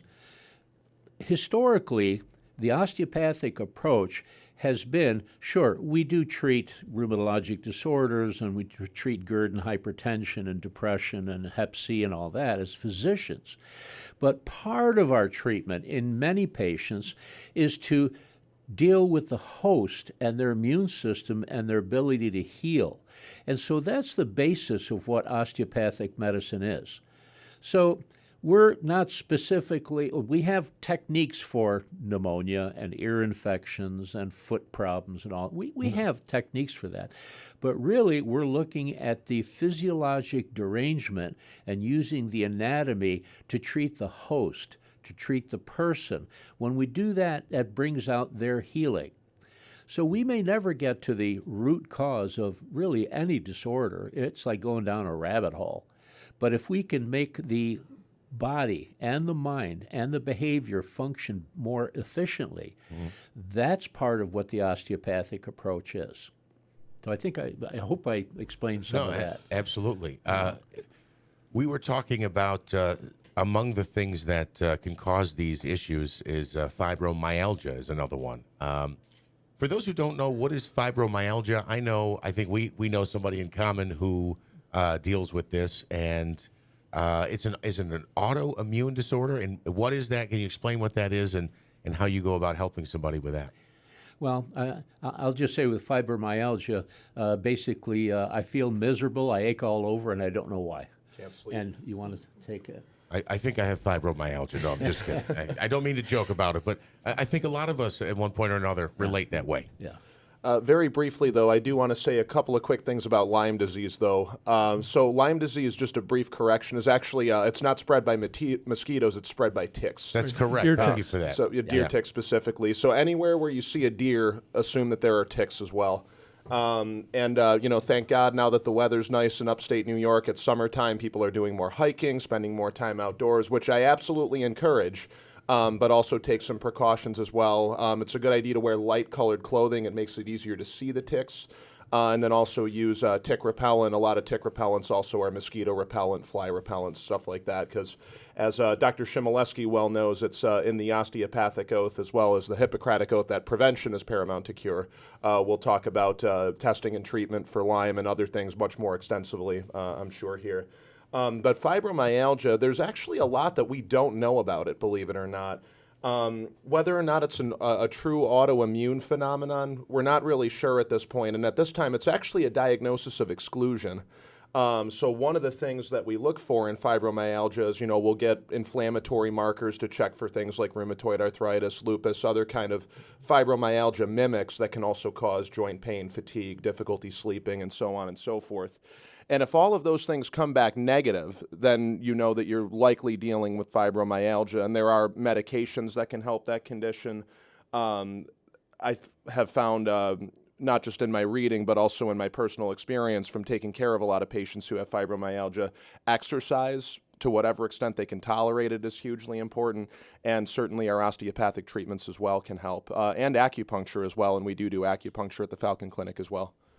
Whenever I hear the word fibromyalgia, I think back on the experiments there. First of all, fibrous tissue. Myalgia, means muscle, and algia means pain. So the original theory was that there were fibrous deposits or scarring in the muscles causing pain. Well, logic dictates that once you've healed, scarring doesn't cause pain in and of itself. And biopsies that they've done in areas of pain have not shown any scarring in the muscle anywhere, okay?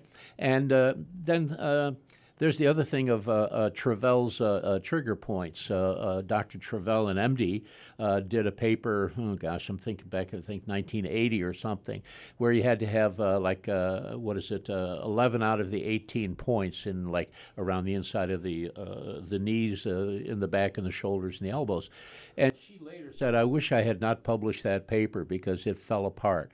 People come into the office, I've got 10 of these Travell trigger points, and so I have fibromyalgia. Well, even Dr. Travell herself said, no, we don't have that. So in the osteopathic parlance, we don't say that you have, we do use the word fibromyalgia because it's well known and because it's an insurance codable diagnosis. But in the osteopathic parlance, we're trying to be honest about it. First of all, we don't know what the causative factor is. But when people come in with, I don't feel good, I ache all over, this and that, we are looking for what are called somatic dysfunctions. Soma means the body, dysfunction means it ain't working right. So, okay, you've got fibromyalgia, okay, but we're going to look for areas of your body that ain't working right.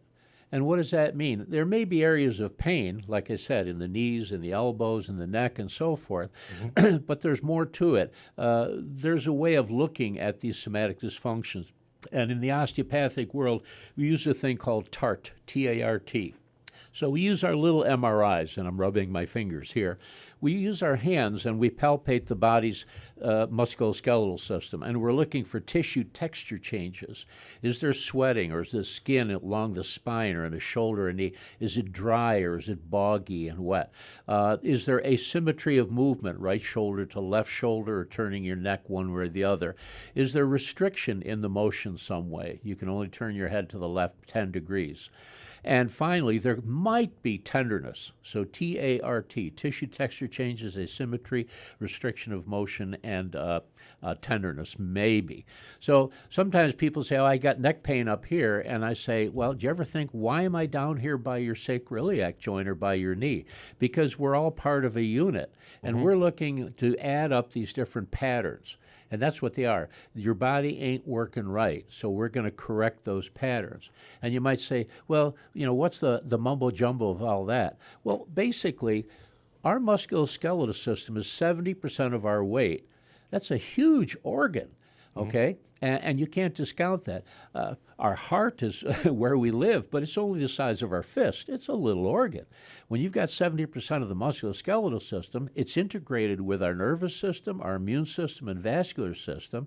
Well, we look at these parts of the body that ain't working right, and we look at the patterns and we correct them to hopefully get the person back to a neutral or normal position so they're more efficient. So again, we're not dealing with the bacteria for Lyme disease. We're not looking at the COVID virus.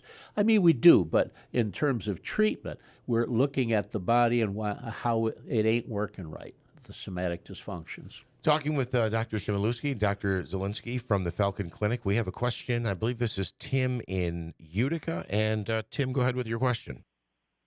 Yes, I was wondering if you could tell me anything about sciatica. I have pain from my buttock all the way down to my calf.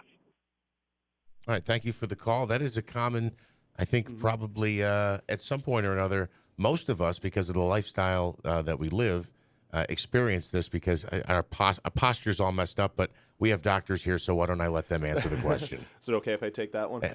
Well, first of all, good morning, and thank you for the call. So sciatica is a condition where so we have a sciatic nerve that comes out of our low back, goes down our leg, goes all the way to the foot there, one on each side. And if that's getting pinched from bone spurs from arthritis or tight muscles, or an injury of some sort, we can certainly, if you haven't had an x-ray or something like that, that would certainly be reasonable to get some baseline imaging there. But our treatments actually can also free up any restrictions in that area, and maybe not after one treatment necessarily resolve the condition completely, but might give that sciatic nerve a little bit more room to run. Get things as happy and functional and loosey-goosey as possible, like Dr. Chmielewski was saying not too long ago. And we do treat quite a few patients with sciatica, and I think a lot of them have had pretty good success.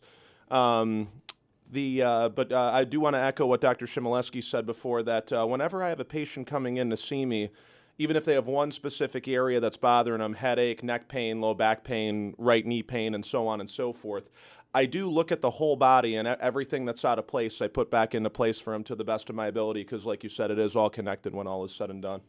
Absolutely. At the Falcon Clinic, I mean, we do trigger point injections. Yep. We do teach people on posture and so forth, ergonomics. And we use different medications. We try to stay away from narcotics unless they can't even get to work or stand up, And then we'll order different imaging studies. So you basically have to examine the person, and we might do X-rays, MRIs, EMG nerve conduction studies, which we send out. We don't do them there. But when you talk about any nerve, like the sciatic nerve, it'll come from an area of the spinal cord or the brain, and it'll go. Just imagine it's sending signals. It's kind of like a hose going from, let's say, the sciatic part, going from your back down to your foot. Well, anywhere along the course of that hose, there could be a kink. Mm-hmm. When you're watering your lawn, saying, why don't I get the pressure? So you go along the whole length. And so you unkink it, and all of a sudden the flow is better. That's a very good analogy. We used to think that, you have sciatica. Well, it's got to be a herniated disc that's pressing on there. And we found out, we see a lot of people, their MRIs don't show any herniation at all. Well, what's happening? Well, maybe it's not sciatica, or maybe it is sciatica, but the kink is someplace else. Right. Like where you mentioned the muscles there, that a certain nerve, in this case sciatic nerve, goes through like the butt muscles there, the piriformis and a few other muscles. It's got to go over some bony ridges and stuff there. There are some canals they can go through. There might be some restriction from a fascial buildup and so forth. A lot of different reasons. And the other thing is, I like to use the word sciatalgia. In other words, algia means pain along the sciatic nerve distribution. And sometimes people are amazed that we'll treat with osteopathic manipulation and sometimes medications, we'll mobilize areas of locking up, like somatic dysfunction in the low back, sacroiliac area, the hip, the iliotibial band along the side of their thigh. And, they'll say, oh my God, my pain is gone. Why is that? Did you move a disc? No, we don't move a disc at all. We help the body to get to the plumb level, to a more efficient and midline structure, and they walk more efficiently. The body weight is distributed better. So now they have somatic function. The body is working right. Gotcha. So if I could add one more brief thing there. So if this was something that, it sounds like you could benefit from, I would encourage you to give the Falcon Clinic a call, and, we'd be happy to take a look at you and see what we can do and go from there, or anyone else out there who's listening who has that condition. So guys, people can just call you directly. Yeah. So they don't need to be referred by another doctor or anything. No, they don't. We like to work with their own doctors so they know what's going on. Yes. And sometimes we'll call the doctor, they'll call us. We send our reports to those doctors so they know what's going on. I think the point I was trying to make is in most situations, you start with your primary care physician, and then you have a problem, and they'll send you someplace because they're acting like your quarterback. Right. Right. So this is a little. You can go that direction, of course. Right. But if a person just wants to come and call you to schedule a consultation, you guys will just do that. Sure. Yeah. And if somebody has their own primary and they have good relationship with them, I think just like an accountant or a mechanic or a dentist, sink your jaws into them or your fingernails and don't let them go. That's right. You have a good primary care. Please stay with that doctor, because it is a relationship and everything else. So we are adjunct. The Falcon Clinic does accept primary care patients, but those are for people who don't have a primary care on there. Because but we're not out to solicit. Thank God for, we're losing a lot of primary care physicians. We are, unfortunately. We are. I've gone through this myself. Yeah, several and times. it's really tough. And so, sure, we'll look and see, is it a good fit between us and the patient on there. Yeah. But primary care, if you have a good primary care, it means everything to your health. Yeah. Both Dr. Shimoleski and I are board certified in primary care and also OMM, osteopathic manipulative medicine. So for the people who we are their primary, we will integrate the osteopathic approach into their primary care. But like he was saying, for the folks who already have a primary and like their primary and want to stay with their primary, we would just kind of act as a specialist in that instance. But whether they come to us referred from their primary or they just cold call us and say, hey, I want to give this a shot, we still do like to communicate with the primary and any other pertinent specialist, neurology, neurosurge, ortho, et cetera, just so everybody can be in the loop. Dr. Zielinski and Dr. Shimoleski from the Falcon Clinic joining us. One more. I wanted to ask about post-COVID syndrome and what is that and how common is it? Because this is something that you're very passionate about. Can I let you take that one? Yeah. Actually, what it is I've got a headache, I'm tired, and I don't feel good, and I ache all over. Where have we heard that before? Is it Lyme disease? Never. Probably not. Yeah, right, never. It was probably not Lyme disease. Could it be fibromyalgia? It could be, And there are a lot of different syndromes. Since 2020, with this COVID-19 coming in, I got very interested in the pathophysiology. In other words, what happens to our body on a microscopic level. And I saw that there were similarities between the COVID in 2020 and the 1918 influenza pandemic.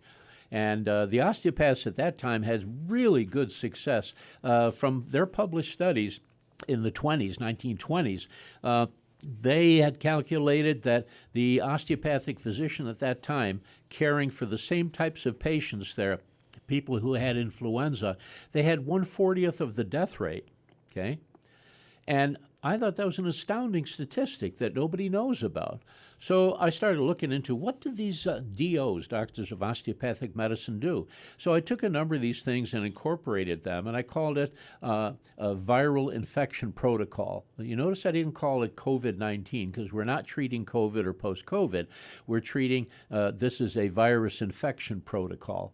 So whatever the causative agent might be, we're using these different techniques on the head, the neck, the chest, the abdomen, and the legs. Again, total body. Some of them are pressure, some of them are like massage things, some are pushing, pulling gently. We don't snap necks and stuff like that, like some other practitioners might. Ours is a little different. And we started getting really good results in 2021 with people who had COVID, and they started feeling good. And so we've incorporated that. So again, some of those techniques we would use for bronchitis. Some of those techniques we would use in fibromyalgia, and even if somebody who's been treated, we'll treat with antibiotics for Lyme disease. So there's an overlap there. And again, we're dealing with the physiology of the body because of the somatic dysfunctions. The body ain't working right. Gotcha. And I think, Dr. Chmielewski, you have a couple of published works and I think a PowerPoint on the internet that people can look at if they want more information on this topic, correct?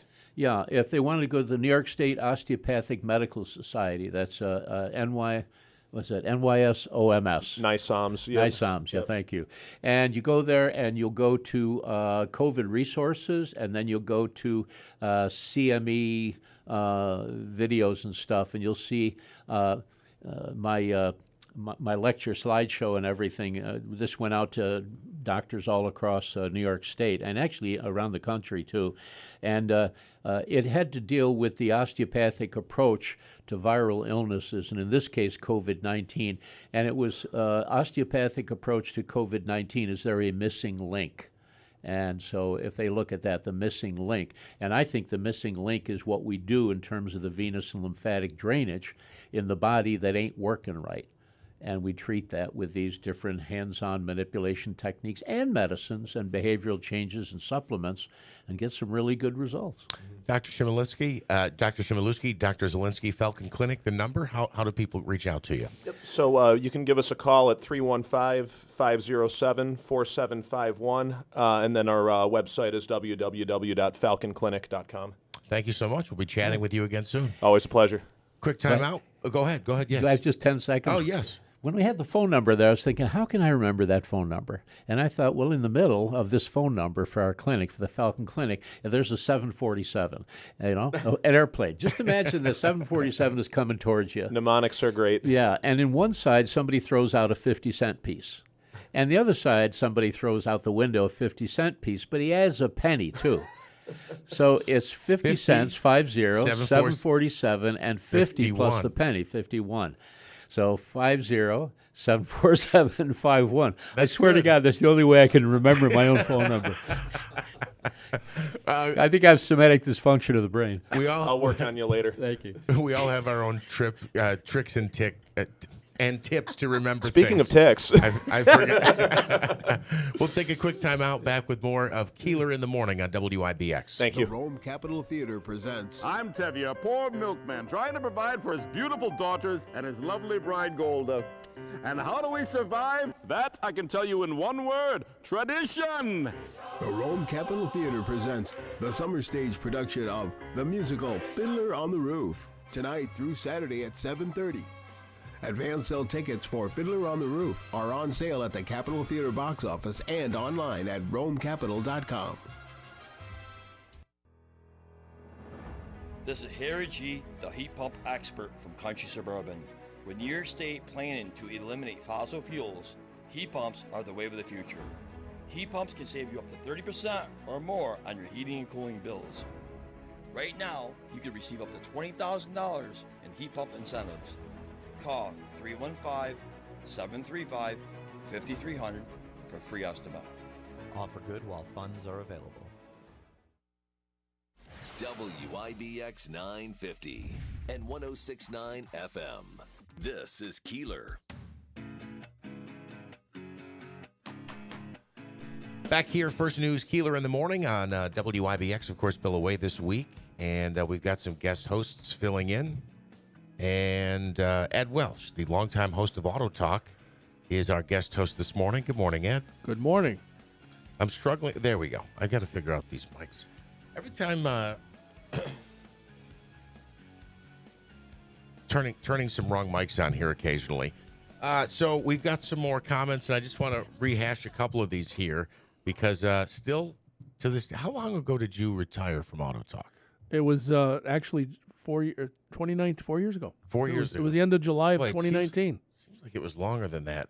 Again, I want to echo this sentiment here. Saturday mornings, this comes from Ralph. Saturday mornings in the Mohawk Valley haven't been the same since Ed retired. It's great to hear him and hear his sage advice again. I'll have to tell you, people still run into me now, and they're like, whatever happened? That was a good show. I liked it. When are you going to bring it back? Why didn't you bring it back? Why'd you get rid of it? I didn't get rid of anything. After 32 years, it was time to do something a little different, right? Yeah, and I'm very Allow grateful. you to dedicate yourself to one program. Well, and I loved every minute of it, and I miss it. I do miss it, and I see lots of people in the community, and I think if we were to ask them if they wanted me back on the air, a lot of them would say yes. And yes, I think so. It's and I'm very blessed that people enjoyed it so much, and it's always been something I've been very happy to do all those years, and I do miss it. 315-736-0186. We'll take a break here for the top of the hour news. Much more information to get to. Ed with us for one more hour today. And if you have a question, comment, concern, you can reach out via the app or 315-736-0186. I did it again. Bill knows I'm bad with keeping schedules. So our free money question of the day, we are punting that again to the 8 o'clock hour. I can tell you it's worth $200, and I have a great question, but we'll get to it coming up. Your chance to win some money from the Hobeika Law Firm. Stay tuned. WIBX 950, Utica, Rome. Hi, this is Lori with Express Employment Professionals. Are you looking for a new job, a career change, a position within your field? Express Employment Professionals is the staffing firm for you. Express has multiple job opportunities across many industries throughout our region. Are you an IT professional? Find that perfect company now. CNC machinists, HVAC and boiler mechanics? We've got the job for you. Are you a warehouse worker, machine operator, forklift driver? Find a better job now. Industrial painters, sheet metal workers, find that new job now. Carpenters, welders, the skilled trades, you're in demand. From the Stanley Theater Studio, WIBX 950 Utica, Rome, W295DI Utica, Rome, your news, talk, and sports leader, a town square media station. Helsinki, Finland, wrapping up a trip to Europe. Finland's prime minister is hosting President Biden a day after the two wrapped up meetings with NATO allies in Lithuania. The president is also taking part in the U.S. Nordic Leaders Summit with the prime ministers of Sweden, Norway, Denmark, and Iceland, with a focus on security, environmental, and technology issues. It marks the third such summit between the U.S. and Nordic leaders, following meetings in Stockholm in 2013 and Washington in 2016. Jared Halpern, Fox News. There was no deal by a midnight deadline, so TV and movie actors are set to go on strike, pending approval during a union leadership meeting today. The last actor strike was 1980. It would be the first time since 1960 that actors and writers are on strike at the same time. The writers have been picketing since May. One issue is residual payments for projects on streaming services for actors. Union members have to make so much money a year to keep up their health insurance. There are also concerns about artificial intelligence costing jobs. It's supposed to rain in Vermont today. They don't need it. As floodwaters began to recede, leaving damaged property behind in central Vermont, Governor Phil Scott warned of even more rain in the forecast.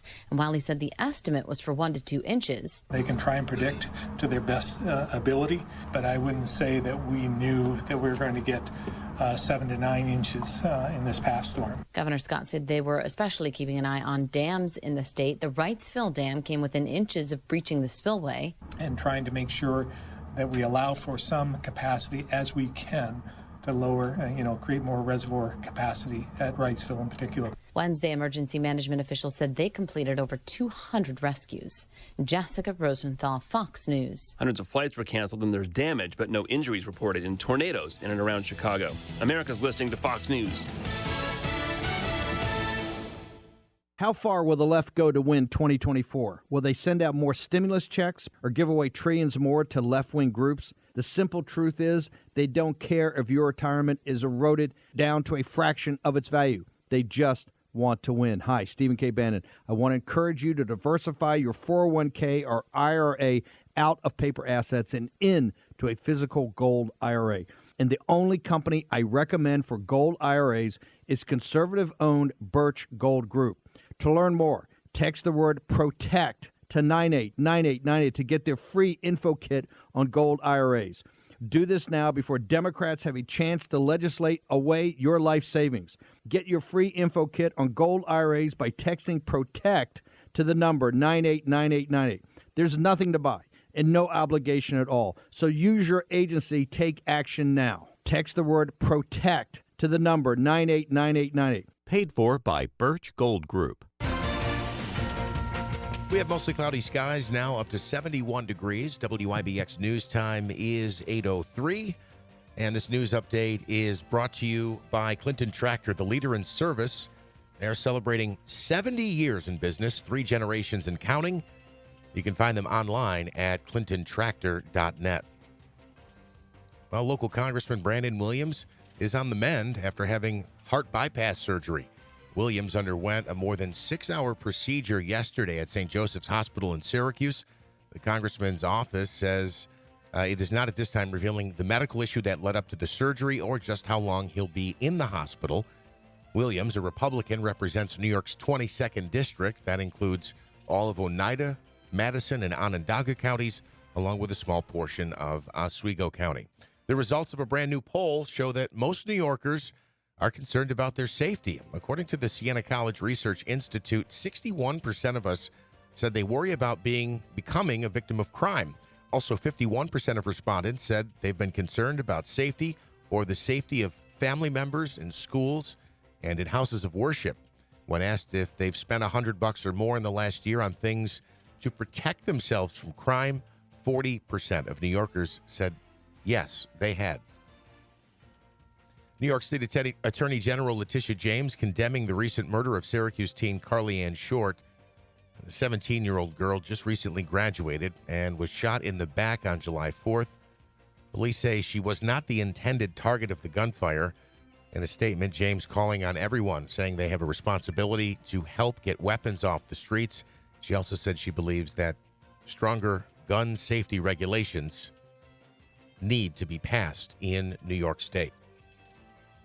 Well, as one Stewart's shop opened its doors for the first time, the company is moving forward with plans to expand an existing location. Of course, the Stewart's on the corner of Genesee Street and Woodlawn Ave in South Utica opened up for the first time to customers yesterday. Now, as final preparations were being made for that opening, officials from Stewart's were making a pitch to the Village Board in Frankfort to expand their existing location on Main Street. What it results in is the purchase of Melrose Supermarket. Stewart's will buy that and then demolish the building. Construction there will begin as early as next month. They will build a larger Stewart's at that location and then demo the existing store, and that will become the new gas island for that gas station. More on that story, along with some photos as well, on our website, WIBX950.com. Bit of a wet start. Mostly cloudy skies right now, but we do have rain shower chances later in the day. Here's what we can expect from Eyewitness News. I'm Eyewitness News Chief Meteorologist Craig Flint in the WIBX Weather Center. Today, showers early, then thunderstorms this afternoon with locally heavy rain, some localized flash flooding, and damaging wind gusts, a high near 85. Tonight, a leftover shower or storm near 65. And tomorrow, an early shower, then mainly dry, partly cloudy, slightly less humid, near 80. For more on your local forecast, tune to Eyewitness News at 6 on WUTR. I'm meteorologist Craig Flint on WIBX 950 and 106.9 FM. All right, cloudy skies, 71 degrees. WIBX News Time is 8:06. The time brought to you by Country Suburban. Well, Ed, speaking of the time, it is the time that I think we need to throw some money at Saquon Barkley. Otherwise, this upcoming Giants season could be a complete disaster. Saquon Barkley, it's possible that he will not be with the team for week 1. It's becoming a serious question because he wants a long-term deal. The team wants to give him a franchise tag, roughly $10 million. The 26-year-old has been given the tag, I should say, but he doesn't. He's looking at possibly sitting out if he doesn't get a longer-term deal. And I think that's. Some things do not get better with age, and taking the year off from playing is not going to be good for him. That's interesting. That's a good point. Among the things that don't get better with age are running backs. Correct. So and especially running backs, and I think I don't blame him for trying to get the max, but the Giants have got to look at this and say the guy could get hurt in the preseason and be all done. The Jets are being selected as this year's team to be featured on HBO's Hard Knocks. You ever watch this series? Yes, I have. So I got so fed up with it when Rex Ryan was there, I never went back to it. He's just so pompous and a trash talker. ESPN says the Jets were one of 4 teams eligible to be selected for the series. The team has been in the spotlight all offseason, of course, ever since they signed quarterback Aaron Rodgers before training camp. Yeah, I'm going to willing to bet that Joe Namath's going to make a cameo appearance. Oh, you think so? I think so. Okay. The Knicks needed overtime in Summer League NBA. Who cares? 82-80 was the final as they beat the Orlando Magic. Excuse me. What else did I want to mention here? Not a lot of baseball news. Of course, no baseball last night. Well, Smitty said the Futures game was played, but I mean actual regular season baseball, like Yankees games and Mets games. Nothing last night, nothing tonight. The league gets back into action tomorrow. The only real news there is that Major League Baseball has announced it will kick off next season in South Korea. The Padres and Dodgers will open the 2024 season in Seoul. The teams will play a 2-game series on March 20th and 21st. Yes, that is quite early. Matter of fact, I want to say March 20th or 21st might be the first day of spring.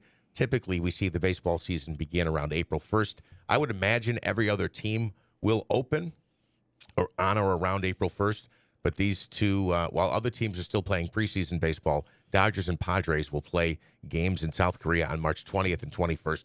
I don't remember the year. Quickly, Smitty or Ed, you might remember.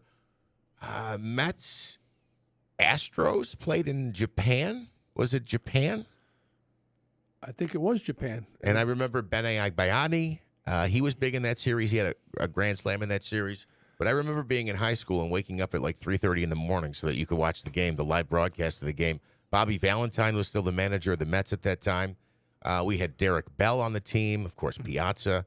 But it is an interesting thing from a fan perspective when your club opens up across the pond, or not across the pond, on another side of the globe. And, of course, you're the ultimate Mets fan. I mean, you name your dogs after players, and you named your son after Carter. So, honestly, so not for nothing, but when you have a dog name, you got Reyes, you had Shea, right? And your son's name is Carter. So not for nothing, but you are like the major Mets fan that I know. So I do have to say this. The Carter thing was a complete coincidence. Somebody said to me, and my son was several years old at the time, "Did you name him after Gary Carter?" And I went, "Geez, I didn't even think of that." But we had kicked around a couple of names, and we in my mind, the way I always thought of it was 2 presidents, Carter Jackson, right? So it was. I thought it was 2 presidential names, and I always, and I'll still say this to this day. Actually, there's 3 presidents' names. Just one of them is the future president. One of them hasn't come yet. But yes, there is the commonality there that the legendary Mets catcher for the '86 season was Gary Carter. That's right. But that was something I did not realize until a couple of years after he was born. And I do name saw my Gary dogs play after the Mets. And I did see Gary Carter play many times in person. Yeah, down at the old kid, Shea Stadium. The kid. He was also an Expo, which Smitty will come in often with his Montreal Expos hat. WIBX News Time is 8:11. Let me quickly go to Joe Lode, and then we've got Dennis on the line from Cab V. Joe, good morning. How you doing? Good morning, Jeff. How are you? Very good. Thank you so much for your help this week. I got some really good feedback. Oh, good. Everybody loves Joe Lode. I appreciate that, too. Everybody loves Joe But Lode. I had a question. I'm trying to figure this out because, I have a classic car, and I figured Ed would know. What do you have? Are they having the Munson-Williams car show this year, and then what's the date? Yes, yes, there is the Munson-Williams car show, and actually we're going to talk about that with the guest that comes on after Dennis. And that date is next Sunday, a week from Sunday. Next Sunday. Yep. So the 23rd? Yep, the 23rd. Okay. And the Sidewalk Art Show. You got the Syracuse Nationals this weekend. And, of course, you don't want to compete with that. Sure. And you don't want to compete with the Boilermaker last weekend.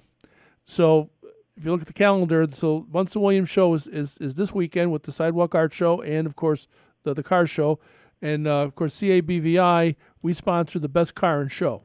So it's the Vehicles Division Best Car and Show. So we'll be there on Sunday, of course. And so that's the story. That you go to the car show, it's Sunday, and everybody will be there.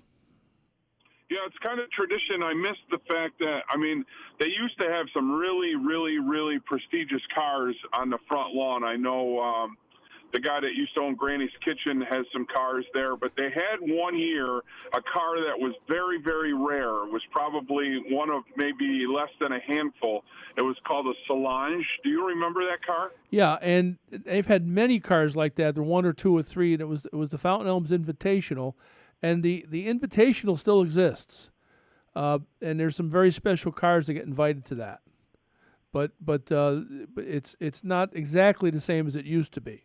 But the Invitational used to be, and actually Bart Rasmus ran that for years, and Bart used to be the director of facilities there at Munson Williams, and he ran that part of the car show for years, and it was basically just like having Pebble Beach in Utica. And there's people that brought cars in. They brought cars in from all over the country to come to that show. Wow. And if you went to like a Pebbles Beach show or down the Hamptons, spectators have to pay like $100 to go look at the cars. So we had that level of car show at Munson Williams for many, many years. And Bart Rasmus should get all the credit for that because he's the one who designed this. And you're right, Joe. They had one-of-a-kind cars there, literally one-of-a-kind or two-of-a-kind on the planet. Wow. And it was free, open to the public. I mean, the cars were roped off. You couldn't go hang around with them like you could on the regular car show, but you could walk right up to them. The owners were there, and they gave away. They were judged, and they were Crystal Awards, and these are classics, antiques, or these are futuristic cars? Back then, it was all antiques, but real cars that existed. It was the Fountain Elms Invitational for many, many years, and. At any rate, but they still do the Invitational now. It's just done differently. Gotcha. So there's still special cars at Fountain Elms. So if you come to the show, it'll be probably about 200 cars in the parking lot, and we sponsor the Best in Show for that group. And the Invitational is people that invited certain cars, and there'll be special cars, but not at that level that we had back then. Sure.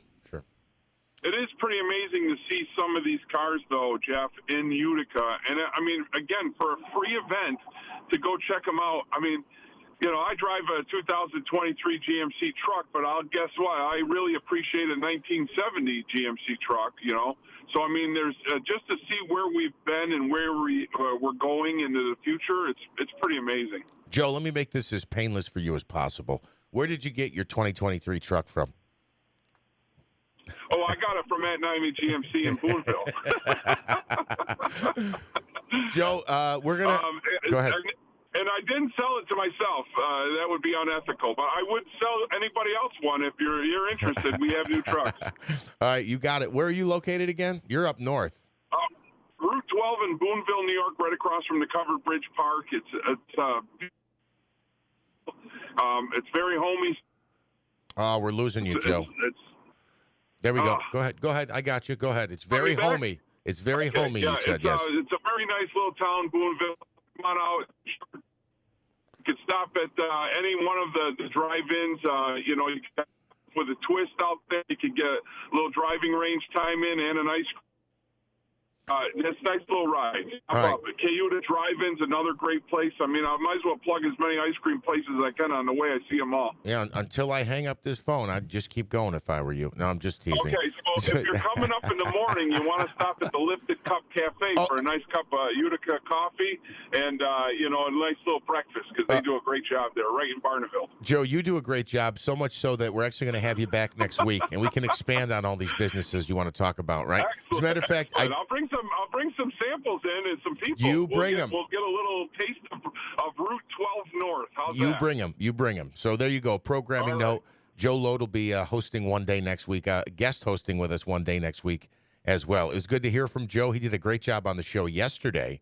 I had a lot of people texting me and some feedback after the show about Joe's picking stories. Joe Joe finds some treasures on the side of the road. But he did miss the bicycle. I did hear that. He did miss the bicycle. Yes, he did. And it was funny because he said, I gave the guy the finger. And I said, well, you gave him the finger or like a tip of the cap the finger? Right, and he goes, the tip of the cap. Joe's too polite for the other kind. Yes, he is. Let's go now to, it's 8:17, and we want to go to Dennis Webster. And Ed, I'll let you introduce Dennis, but he does a lot of he's got info on employment opportunities for those who are blind and visually impaired. And I mentioned this earlier this morning. You have that amazing, did you say 80,000 square foot warehouse that's over there in East Utica? That's just one of our facilities. And Dennis, are you on with us? Let's see if there we go. Dennis, I've got you up. Good morning. Good morning, Dennis. Good morning. Good morning, Ed. So on the line with us is Dennis Webster. Dennis, Senior Vice President of Production and Public Affairs at CABVI. And so Dennis is in charge of our I'll say our manufacturing and kitting and a lot of our other businesses that we do that provides a lot of jobs for people who are blind and visually impaired. So Dennis, let's just have a conversation. Tell everybody a little bit about what we do. Yes, we've got 3 manufacturing locations, one in Syracuse, 2 right here in Utica. And we do chemical filling, we package exam gloves, we cut and package paper wipes. We have a garbage bag manufacturing machine and sewing operations. And, of course, so part of what we do is we actually, for example, the wipes, we actually manufacture them, but we also package things. So it's a if most of our jobs are packaging, manufacturing, doing kitting work, and, of course, we have a textile unit. We actually sew pajamas for the VA. And if I don't know if you've ever seen a Navy sailor wear that blue kerchief they have. Yep. We actually sew those here in Utica. And all that work is done by blind and visually impaired? Yes. It's amazing. And so that's just the manufacturing and packaging side of it. But Dennis, talk about some of our other businesses. Yes, we also have a call center. We are a national line for the federal DOT, and we also work with them. We provide all the exam gloves, and all the airports. But we also do the customer service that comes along with that. We have people who are blind and visually impaired doing all these jobs, not just manufacturing, but call center and support services. And I think one of the things I think people would be interested to know about is how many blind people we have on our management team. Over a dozen. We have 159 in Central Industries alone, total employees, with 85 being blind and visually impaired. And all 3 of our manufacturing locations are supervised by a person who is blind or visually impaired. So besides having, when you come to CABVI, is upward mobility. So again, it's up to what you want to do with your career. Yeah. But we build individual development plans for people, and if they say, I'm interested in management, we put them through management training, and so it's whatever what they want to do with their life. Ed, can you talk about the service area that the area that CABV services here in Central New York, and also how many people you serve and how many people you employ who are blind or have a visual impairment? So we service 9 counties, and as Dennis pointed out, we have 3 manufacturing facilities. Our newest one, of course, is in Syracuse. So we're just starting to provide services in Onondaga County, but that's not technically our county yet. But we are there with jobs. We've got about 35 people working there. As Dennis mentioned, the general manager that runs that building for us, he's blind, legally blind, and mostly all the employees there are blind. We've got probably about 5 or 6 sighted people on the property, and the rest are all blind people working at that facility. So the rest of the counties we service basically from Lewis County, Jefferson County, all the way down to Utica, and then east down to Amsterdam. So, and then down to Cooperstown, so to speak, in Herkimer County. So we've got 9 counties, and we serve, as far as for services, over 2,000 people a year. For employees, we have about 100 blind employees working for us out of 274 at the agency. Wow. So great. It's a good place for people to work, and we pay market wages for every job. So everyone earns the same as if they would if they were working out in industry. Hey, Dennis, talk a little bit about we talk about our call center, but talk a little bit about our DOT call center. Yeah, that's operated in Syracuse and Utica. We have in the building and also work at home, and That's about 90% blind visually impaired, and they take phone calls to provide safety audits for trucking companies. So every trucking company in the United States that has that DOT number on the side of their rigs or trucks, they have to go through us in order to maintain that number and acquire that number. So they're calling in from all over the U.S. They have no idea that they're talking to someone who is totally blind or visually impaired. Our technology actually, we have several technologies that blind people use, but it could be magnification on a Zoom screen, or it could be what we call JAWS, which is literally a text-to-speech software.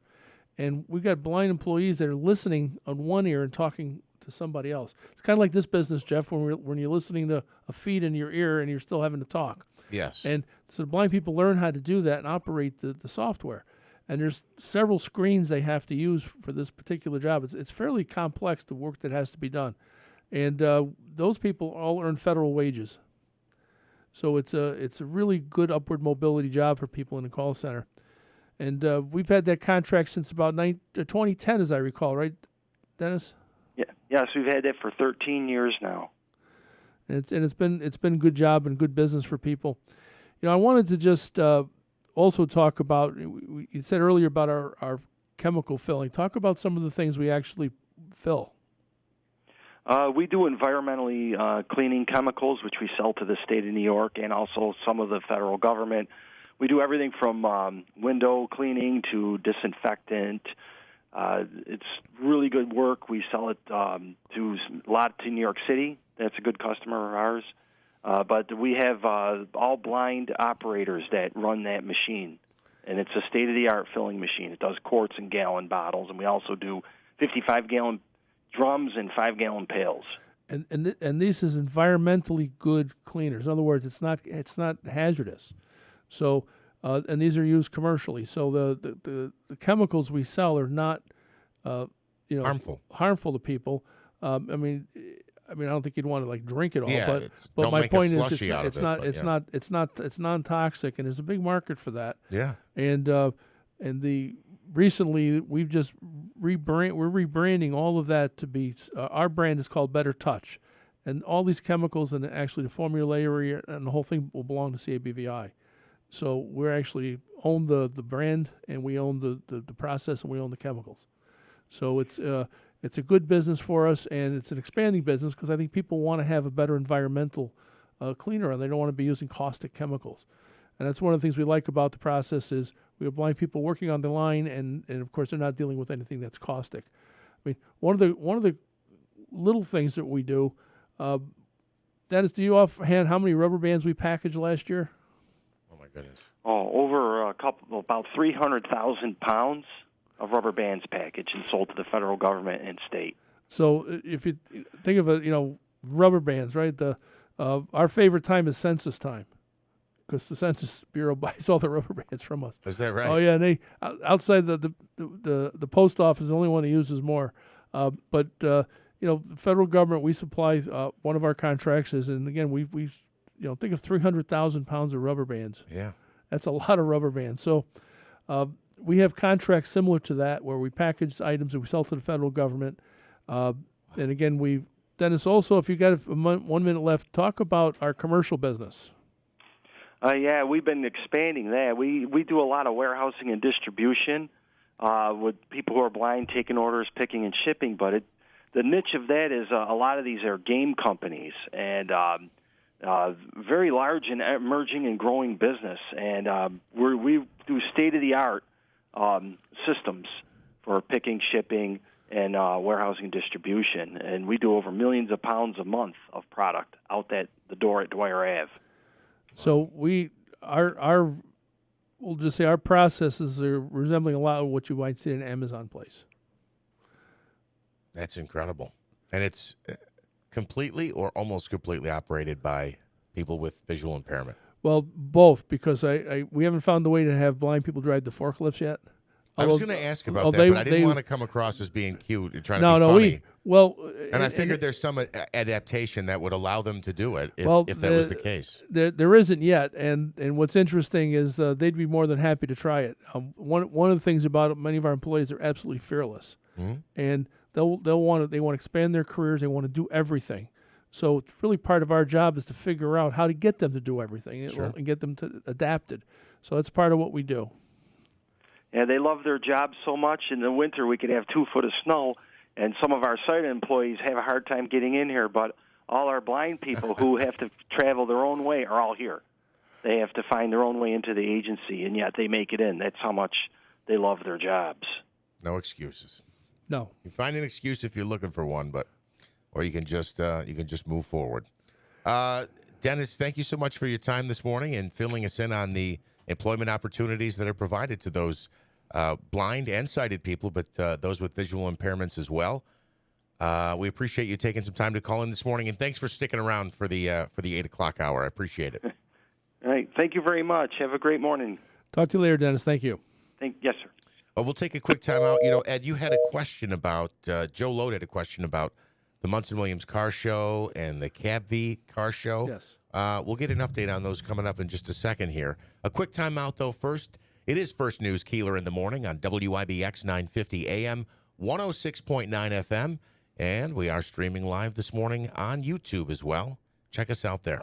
Are you in the market for a vehicle that's like new but don't want to break the bank? Look no further than GM certified pre-owned vehicles at Steed Pawnee Chevrolet. With rates as low as 4.9% for 60 months on GM certified vehicles, you can find new roads without the high price tag. Check out the 2022 Chevy Trailblazer LT all-wheel drive with only 36,000 miles, or the 2022 GMC Arcadia all-wheel drive SLE with only 15,000 miles. With a 6-year and 100,000-mile powertrain, limited warranty on all, and an additional 1-year bumper-to-bumper limited warranty, you can drive with confidence knowing your vehicle is covered. Visit us online anytime at SteedPawneeChevy.com to browse our complete inventory. Steed Pawnee Chevrolet, Route 28 in Herkimer. See why it's always easy to do business at Steed Pawnee Chevrolet, your family-owned and operated dealership. Customer must qualify top tier through GM Financial. All taxes and fees due on delivery must take delivery by July 31st, 2023.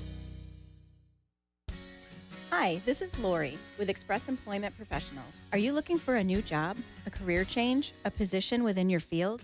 Express Employment Professionals is the staffing firm for you. Express has multiple job opportunities across many industries throughout our region. Are you an IT professional? Find that perfect company now. CNC machinists, HVAC and boiler mechanics? We've got the job for you.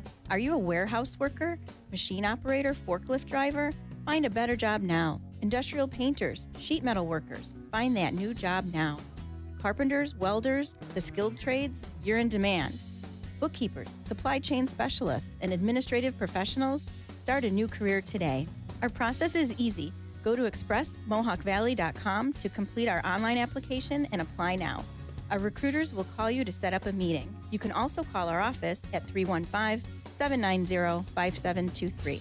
Express Employment Professionals. We make it our business to put you to work. Hi, it's Jordan from Little Falls Lumber. Summer is a great time to freshen up the look of your home, and we have you covered. We stock a variety of name brand products from GAF shingles, LP vinyl siding, Sierra Pacific windows, to Moisture Shield composite decking, and premium grade pressure treated decking. We have options to fit any budget. Stop by one of our 3 convenient locations, Little Falls, Syracuse, and Schenectady, to see what we have in store, or visit us at littlefallslumber.com. Summertime is the best time to build memories in Herkimer County, New York's Experience County. From the Mohawk Valley to the Adirondack Mountains, Herkimer County offers charming communities, festive events, fun adventures, and great family activities. Erie Canal history? Check. Farm markets and unique shops? Check.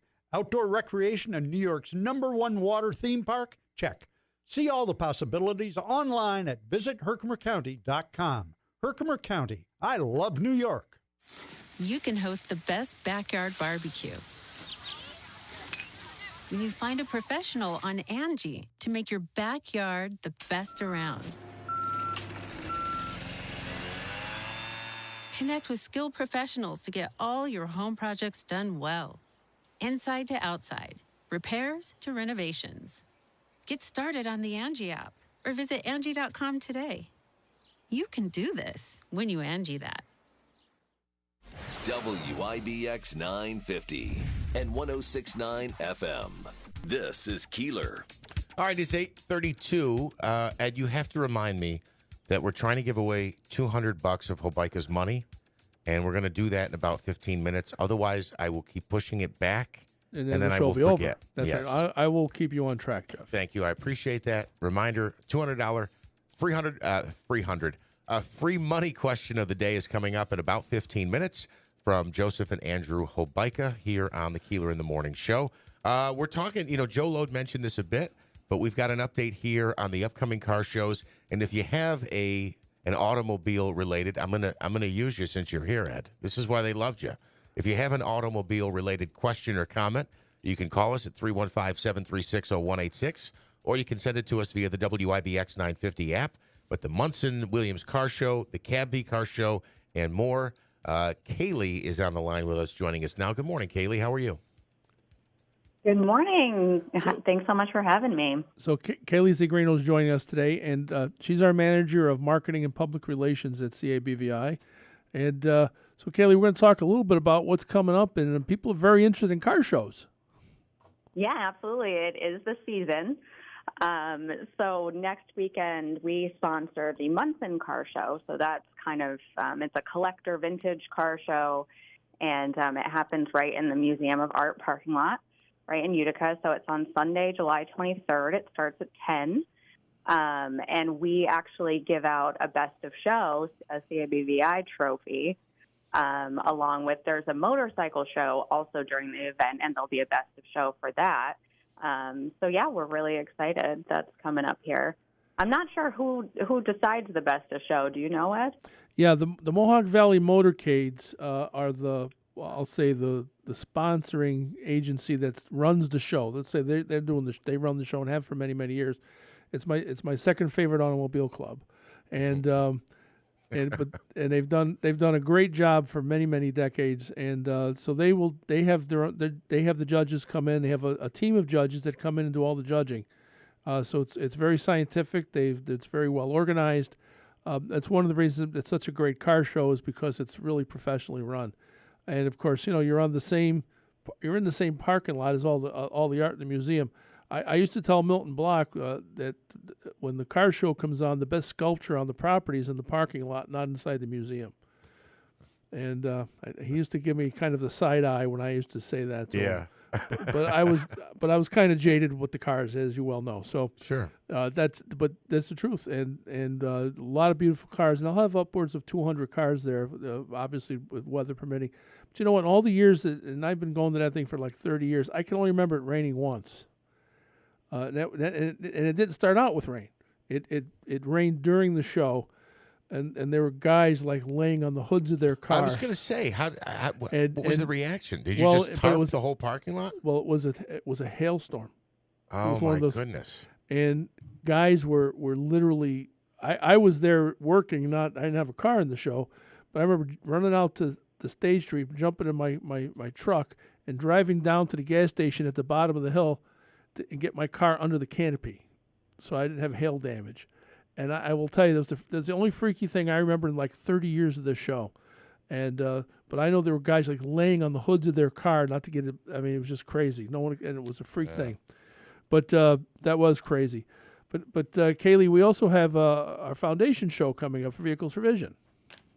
Yes, absolutely. August 5th, the Vehicles for Vision car show. It's going to be right at our facility or outside our facility on Kent Street, but we do have, it's going to be a little bit of a different setup this year because there's some construction going on Kent Street, which is actually very exciting for us because they're making some accessibility upgrades in Chancellor Park. So we're excited about that, but we did have to kind of rearrange a little bit of the parking situation for the car show. So it's going to be along Elizabeth Street, I believe, from Second, does it go all the way to John Street? Yeah, just about. And so what we do is the police close the street for us, and we actually put the cars right on Elizabeth Street, both sides of the street, and we line them right up in front of our facilities. And it's our second year doing it there, and we had a nice show last year, and we're hoping to build on it. As Kelly pointed out, there is some construction on Kent Street, but it's all blocked off. It's real easy to get to us and onto Elizabeth Street. And that's going to be a fun show. And that's on Saturday, August 5th. Yes, it starts at noon. So we'll have people, like Ed said, lining Elizabeth Street. We might have some in the parking lot. The first 100 cars registered get a free dash plaque. And then we are obviously giving away our trophies. Best in Show, our sponsor Village Motors sponsors the Best in Show Award. Best Truck, Best Domestic, Best Import. So we're really excited to see who shows up. Kaylee, how does somebody go online and register for the show? Yeah, we have right on our website in the news and events section at cavi.org, there is a link where you can go online and you can pre-register. It's $10 if you pre-register prior to the event. The day of the event, it's $15. So it is to your benefit to register ahead of time. So you can go right online, or you can go to our Facebook page, and we have several posts on there with the link. And we also are raffling off a beautiful deluxe tool chest for the motorheads out there. So there are tickets available for that you can buy ahead of time, and you can buy them at the show, and you do not have to be present to win. And you can never have too many tools or toolboxes. So Oh, you Right. can, trust me. Especially for a guy who doesn't fix things. I have too many tools and toolboxes. So that's so we've got our 2 car shows, and of course next weekend Munson Williams on Sunday, the 23rd, and then on Saturday, August 5th, down at CABVI right on Elizabeth Street, and that'll be a fun event. And Kaylee, we also have another event coming up next week, but not here in Yes. Utica. Right. So a handful of representatives from here are going to be in Columbus, Ohio next week to celebrate a really exciting partnership that we have with a company called American Nitrile. So American Nitrile creates nitrile gloves. So the gloves that we provide to, like the TSA through the Ability One program, we package and distribute the gloves from American Nitrile, and it's an American-made company. And so we are having kind of a celebration event at the John Glenn Airport in Columbus on the July 21st. And that is going to be with the TSA, the Department of Homeland Security will be there, members of American Nitrile, and members of CABVI to kind of celebrate our partnership that we're, providing these American-made products and employing the blind and visually impaired in the manufacturing process. What's really interesting is American Nitrile was the first factory in the United States to make these nitrile gloves be approved by the TSA, and the whole Buy America and Build in America movement. We're on the front end of that, so we're really proud of our association with them, and we're going to be hiring people in Columbus, Ohio, to actually work at the American Nitrile factory. It'll be CABVI blind employees at that factory. So we've learned that there wasn't a whole lot of blind job opportunities in Columbus, Ohio. So we kind of and there are people who lived here and they're going out there, or is no, this we're going to hire CABV branch you we're have gonna, there? We're going to hire people who live there to come work at that factory, but be our employees. Oh, gotcha. So we're going to put an enclave there, and so we're working through that process right now. There's just not enough jobs for blind people throughout the entire country. So again, that's part of our mission. Anytime we have an opportunity to do this, we will jump on it. We mentioned the call center business a few minutes ago. We run the VA call center in Lexington, Kentucky. Blind employees work that call center, and they work for CABVI. So we have operations around the country as well. So at the risk of offending someone, I will say you talk about the opportunities for the blind and visually impaired. We're always looking for more umpires. I'll tell you that. Sorry. I'm told that often. Sorry. Go ahead, Ed. I'll let you wrap up this segment. Kaylee, I spoke a few minutes ago a little bit about our Better Touch branding, but can you expand a little bit about that? Yeah, absolutely. So we acquired what was formerly called Greening the Cleaning. It's an eco-friendly industrial cleaning products. There are some kind of consumer-based cleaning products, and those used to be distributed through the IMIS Foundation. So we acquired them. We make them now here in Utica, package them, distribute it. And the Better Touch brand now has, it's being sold through NYSCSP, I believe, and you can call directly to CABV and order if you'd like. So yeah, they're industrial-based products, eco-friendly. They have all of the certifications. And we're hoping we're in the middle now of kind of our marketing strategy and developing, how we're going to get the brand out there and available, especially locally, to some of our small businesses, restaurants, school districts, people that use industrial products and care about them being eco-friendly. So, and is that something available that, like a private person, I could go out and buy a bottle of this at the store, or do you just ship it to, industrial level, and you ship cases of it to locations? Well, we haven't launched it for like retail in your house yet. Yes. But once we get this all done, somebody wanted to buy some of that, we would sell it. Okay. And we're looking for distribution partners here locally. As Kaylee pointed out, we want to try to get it out on the street, not just ship it to our industrial customers, because the stuff really works really well, and it's really safe stuff, and it's as Kaylee pointed out, it has all the certifications. So it's again, that's a future product line for us. We've been selling this product for years, but it's ours now. And of course, the Better Touch brand is on every box of every gloves in every airport in the United States.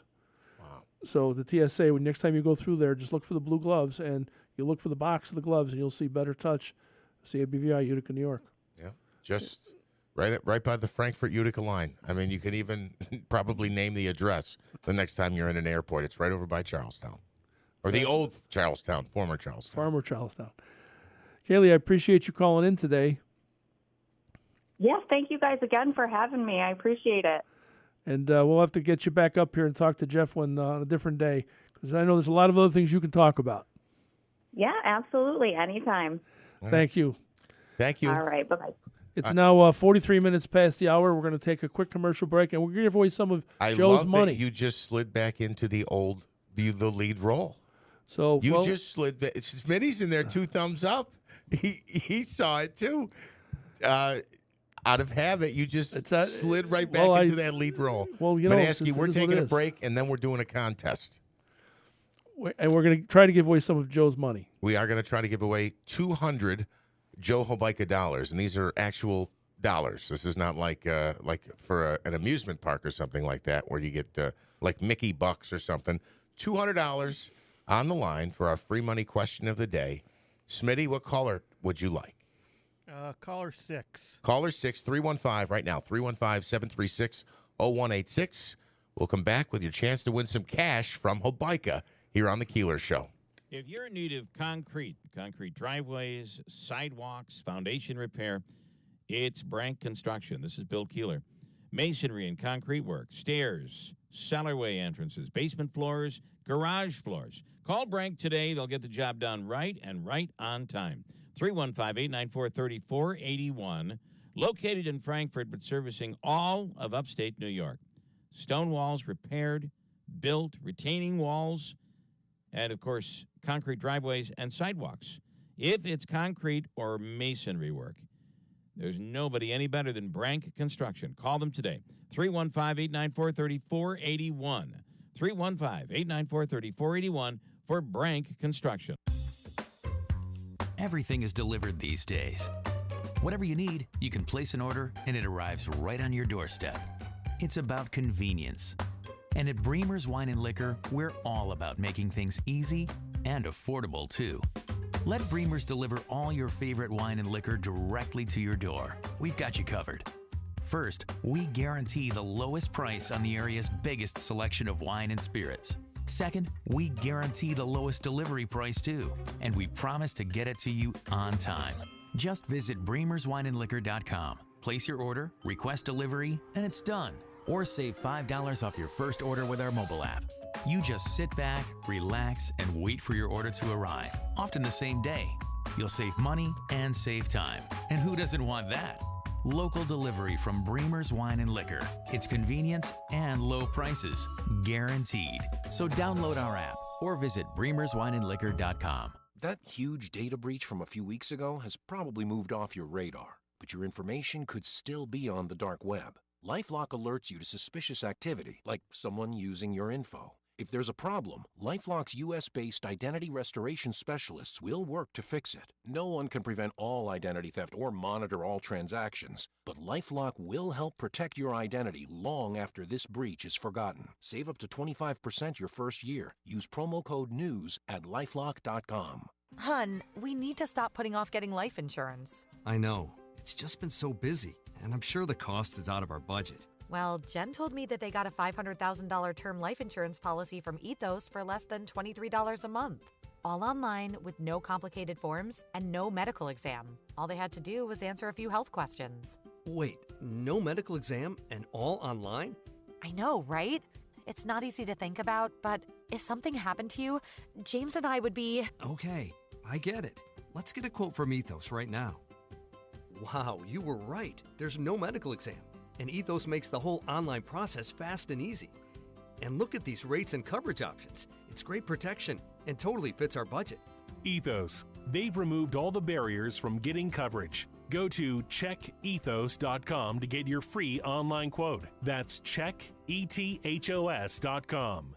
Quote based on a healthy, non-smoking 30-year-old male with a 20-year term policy. Rates may vary. Life happens, and at Mohawk Valley FCU, we are here to help you through life's ups and downs. It's not always easy. Life isn't perfect, and that's why Mohawk Valley FCU goes above and beyond for their members. With higher interest accounts, superior service, easy loan approvals, and so much more. With locations on River Road in Marcy, in the State Office Building in Utica, and with mobile banking, you'll receive the best service no matter where you are. Become a new member today. Mohawk Valley FCU. Member focused, member driven. For membership information requirements, visit mohawkvalleyfcu.org. Hey, Mom. Hey. I completely forgot about Jackie's birthday tomorrow. Okay. Sorry. Hello. Hi, Mommy. Are you still at Kenny's? We've got this. Kenny Drugs. We got this. And that. Fred F. Collis & Sons Heating and Cooling and Insulation. And with all the smoke pollution we've been dealing with this spring and summer, maintaining good indoor quality is more important than ever. Call on Fred F. Collis & Sons to make sure your indoor air quality solutions are perfect for your home. This is Bill Keeler. Let's talk about cooling, as it's been so hot this summer. Collis has many different options for you. First, it could mean repairing your AC and bringing it up to tip-top shape, or possibly a heat pump. A perfect idea for cooling. A popular type of heat pump that Collis is proud to offer is the ductless mini split. And they have great programs available through the state to assist you in getting financing on the program. And in some cases, some people have had the entire project paid for. Another important step is keeping your home cool all summer long with upgrades to your home's insulation. And speaking of insulation, Collis is hiring for insulation installers. No experience necessary. They're holding an open interview day at their Yorkville office on Commercial Drive, Wednesday, July 19th from 10 a.m. until 3 p.m. No experience required. They're also looking to hire a crew leader, and that would require experience. You can go to their website, fredfcollis.com. There's a place right there to actually apply right online. Call them, 315-768-2323.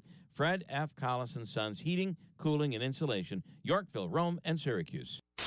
WIBX 950 and 106.9 FM. This is Keeler. All right, moving quickly here on the Keeler in the Morning Show. Bill, of course, off this week. Pinch hitting this morning with Ed Welsh, former host of Auto Talk for more than 3 decades here on WIBX. And Ed was fielding some car calls early this morning. We were talking about the automobile industry, and then we were learning some more about CabV today, among the other topics that we discovered. I've been promising that I'd give away Hobica's money, and I'm going to try to do that right now. We go to, who is caller number 6? Debbie is on the line. Debbie, are you with us? I'm here. All right, good morning and good luck. Let's see if I've got my effects working here. Yes, I do. All right, so here's your question for $200. It was 10 years ago, almost to the day, that this beloved New York politician said he was considering a run for Congress, but only if Charlie Rangel would retire. Ready? Go. Oh, my God, I have no idea. Joe Griffo. That was a good guess. So, Ed, do you know the answer? Governor Patterson. Governor David Patterson. So I should have thrown a better hint in there for Debbie. But we've talked so much about blind and visually impaired, of course. Yes. Governor David Patterson was Right. almost. Yeah, I should have connected it. Was he legally blind in both eyes or one? Yes, no, all the way. And, all the way, and he was, and actually he came to Utica. He's been to see us, and good advocate for I remember CABVI. that. Yeah. And he was a great guy. And everyone liked him. He would crack jokes. He was. He was not absolutely the hated best. like most governors in New York. And he was real good pals with Joe Griffo, and probably still is. So, Debbie, thank you for playing. We've got a $25 gift card. It's the Utica All-in-One Food and Fun card. You can get dinner, drinks at Aquavino, Babe, 72, Taylor and the Cook, or at the concessions at the Adirondack Bank Center. I'll put you on hold, and our man, Uncle Smitty, will hook you up. Okay, thanks. Thanks, Debbie.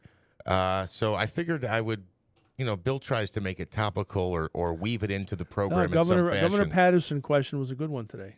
July 2013, he said he was strongly considering it. Ultimately, though, he decided by the end of that year that he was not going to be running for Congress. We go back to the phone lines. We welcome in now Scott McGregor. And obviously, Ed, you know Scott very well. Good morning, Scott. Good morning. And Scott's our Vice President of Operations at CABVI, and he's going to talk a few minutes about a business line we have that I guarantee you might know something about, but actually nothing about. How's that for a question? All right, what is that? Go ahead, Scott. Well, it's our retail division. I mean, when you think of the Central Association for the Blind, you probably don't really think that we're involved in retail, but since 2000, that was when we opened our first what we call base supply centers, which are really, if you think about it, a Staples store located on a military base to supply the base with all the pens, paper, pencils, toner, everything you need from an office perspective to keep the base operating. And since 2000, we've opened up 5 more stores like this, so we're up to 6 now, and we operate those on military bases all throughout the Northeast. And in addition to a brick and mortar on the base, we also have an e-commerce platform that our customers on base utilize as well to place orders with us. And in our stores, we have blind and visually impaired employee at each one of our stores. Absolutely. That is one of the conditions to operate one of these base supply centers on a base is that you have to employ at least one blind or legally blind person at the store. And we absolutely do that. It's one of our prime employment opportunities, and it gives people who are blind the opportunity to get retail experience. So I would imagine most people would not know we were in the base supply store business, but because we're in that business, we looked at it a couple of years ago and said, well, what else can we do with having this capability? That's correct, yes. After having 20 years of experience with selling office supplies and doing it through an e-commerce platform as well, we thought, well, how could we utilize that locally? And that was how Click On Supplies was born. And so we took everything we learned for the past 20-some-odd years with office supply retail sales, created an e-commerce platform, and now anybody nationwide, really, but we've been targeting the Utica area primarily to begin with, can order office supplies from us. You get them, generally speaking, next day if you place your order by 3 o'clock in the afternoon. Shipping is always free, and we do our best to be very competitive price-wise, and if you find that we're not, you can always give us a call, and we'll price match if we're able. You talked about the employees, the blind and visually impaired employees. I'm just sharing a quick comment. You need to get more blind people working because, unfortunately, for whatever the reason, people who have eyesight don't seem to want to work. And we've talked about this before, how many openings there are in the workforce. But, yeah, it's I don't know the exact reason, but I wanted to share that comment. And that's a great thing to make it almost a requirement to be affiliated with the organization. Yeah, and the what we're trying to do is we're really a social enterprise. We talked about all our services earlier today, and they're certainly mostly all free of charge to people. And it's like, okay, how do you pay for an eye doctor? How do you pay for all the services we do? Well, our business lines generate the revenue that pays for that stuff. So, we have no stockholders. All the money goes right back into our business. So it's really, again, it's a social enterprise. We have a social mission, and we're happy to be in business. So, employing people, employing blind and visually impaired people, and providing services for them. And so it's really, anyone who does business with us can share in that social mission with us. I think people want to buy from companies that do good, and I think that people want to give back. People are very generous, especially in this community. So anyone that does business with us knows that the money's going back to good service and good cause. The click-on supply business is new for us, and as Scott pointed out, we patterned it to work a whole lot like Amazon. If you order by 3 o'clock, you'll have it on your porch the next day. We've tested this numerous times, and we'll price match. We have a software that an algorithm that actually search out prices against our competitors and makes sure we're lower. Sometimes we do miss one, but this is a fairly sophisticated business. As Scott pointed out, we've been doing this for 20 years. It's new from a retail here standpoint, but we've been doing this for a long time, and so Scott oversees that as part of one of his many duties at the agency. Yeah, one of the great things about our new website for Click-On is it will actually show you what it would cost you to buy the product at our competitors. Sure, that's a great feature. Here's how much you you're know saving. right away how much money you're saving. And we're probably going to be rolling out a new tagline here pretty soon, which goes click, save, support. So go to our website, click on what you need, save money because we're competitive, and support a great organization in the process. Scott, thank you so much for your time this morning. Scott McGregor is I'm going to get his title wrong. Vice President of Operations at CABVI. Scott, great job, and thanks for joining us. Thank you very much. It was a pleasure. Thank you, Ed. Unfortunately, our time is coming to an end here today. I can't believe how quickly the 3 hours went by. It was great to hear your voice again, not only on the radio, but during the breaks, chatting with you. Good to see you again. You're still missed. It's been over 4 years since you've been gone. You are still very missed. Look at Smitty, and there's bouncing around like a bobblehead because he still gets the phone calls as well. Great job today. We appreciate you shedding some light on the lesser-known elements of the Central Association for the Blind and Visually Impaired. I wanted to mention as well, Tim Reed, of course, past president of the Boilermaker, reminding me that Governor David Patterson also ran the Utica Boilermaker. That's right. I forgot all about that, but that was a big deal when he did that. And he had his assistants running alongside with him, obviously, so that he could, be able to run the race without maybe tripping or falling in a big pothole or something like that. So, any final thoughts before we go? We got 10 seconds. Well, anybody can give us a call at 797-2233 at the agency, and we'll be very happy to help them with whatever problems they're having. They need someone looking for employment. They have someone that needs services. They need help. They don't know what to do. Just give us a call. We'll be happy to help. And again, we're always there for people. We've been here since 1929, so the agency is not going anywhere. And we wish that more people would come out and see us if they need help. Don't be shy. Come see us. Ed, thank you so much. Again, great to see you again. Great to hear you back on IBX. It is 9 o'clock, WIBX 950, Utica, Rome. A world that we all share, and I think it's a very similar vision. Is one that's more free, more secure, and opportunities made available for all. Talking about climate change, artificial intelligence, and security cooperation, including the support of Ukraine against Russia. Overnight, Russia launched another drone attack against the Ukrainian capital of Kyiv. At least one civilian was killed by falling debris, as officials say 20 of the Iranian-made Shahed drones were shot down. Russian forces also fired 2-caliber cruise missiles into Ukraine early this morning, as their air assault on the country continues. On the ground, Russian officials claim to have repelled 30 Ukrainian advances. These numbers can't be independently verified, but the claim illustrates the much-anticipated counteroffensive continues. In the south, Ukrainian troops are pushing forward in the Zaporizhzhia region and say they've taken new elevated positions on the front line near Russian forces. In Jerusalem, Trey Yingst, Fox News. There's a Capitol Hill briefing this morning about cocaine found at the White House. The Secret Service set to brief staffers with the House Oversight Committee today on the cocaine recently found in a West Wing lobby. Lawmakers have raised questions about security ever since the drugs were discovered 11 days ago. Today's briefing is going to be happening behind closed doors, so we're not going to see it on camera. But next week, House Oversight getting ready for a blockbuster hearing when two whistleblowers will tell Congress federal prosecutors gave first son Hunter Biden special treatment during an investigation into his taxes and business dealings. Fox's Mark Meredith at the White House. The first over-the-counter birth control pill is approved by the Food and Drug Administration. It's called O-Pill, made by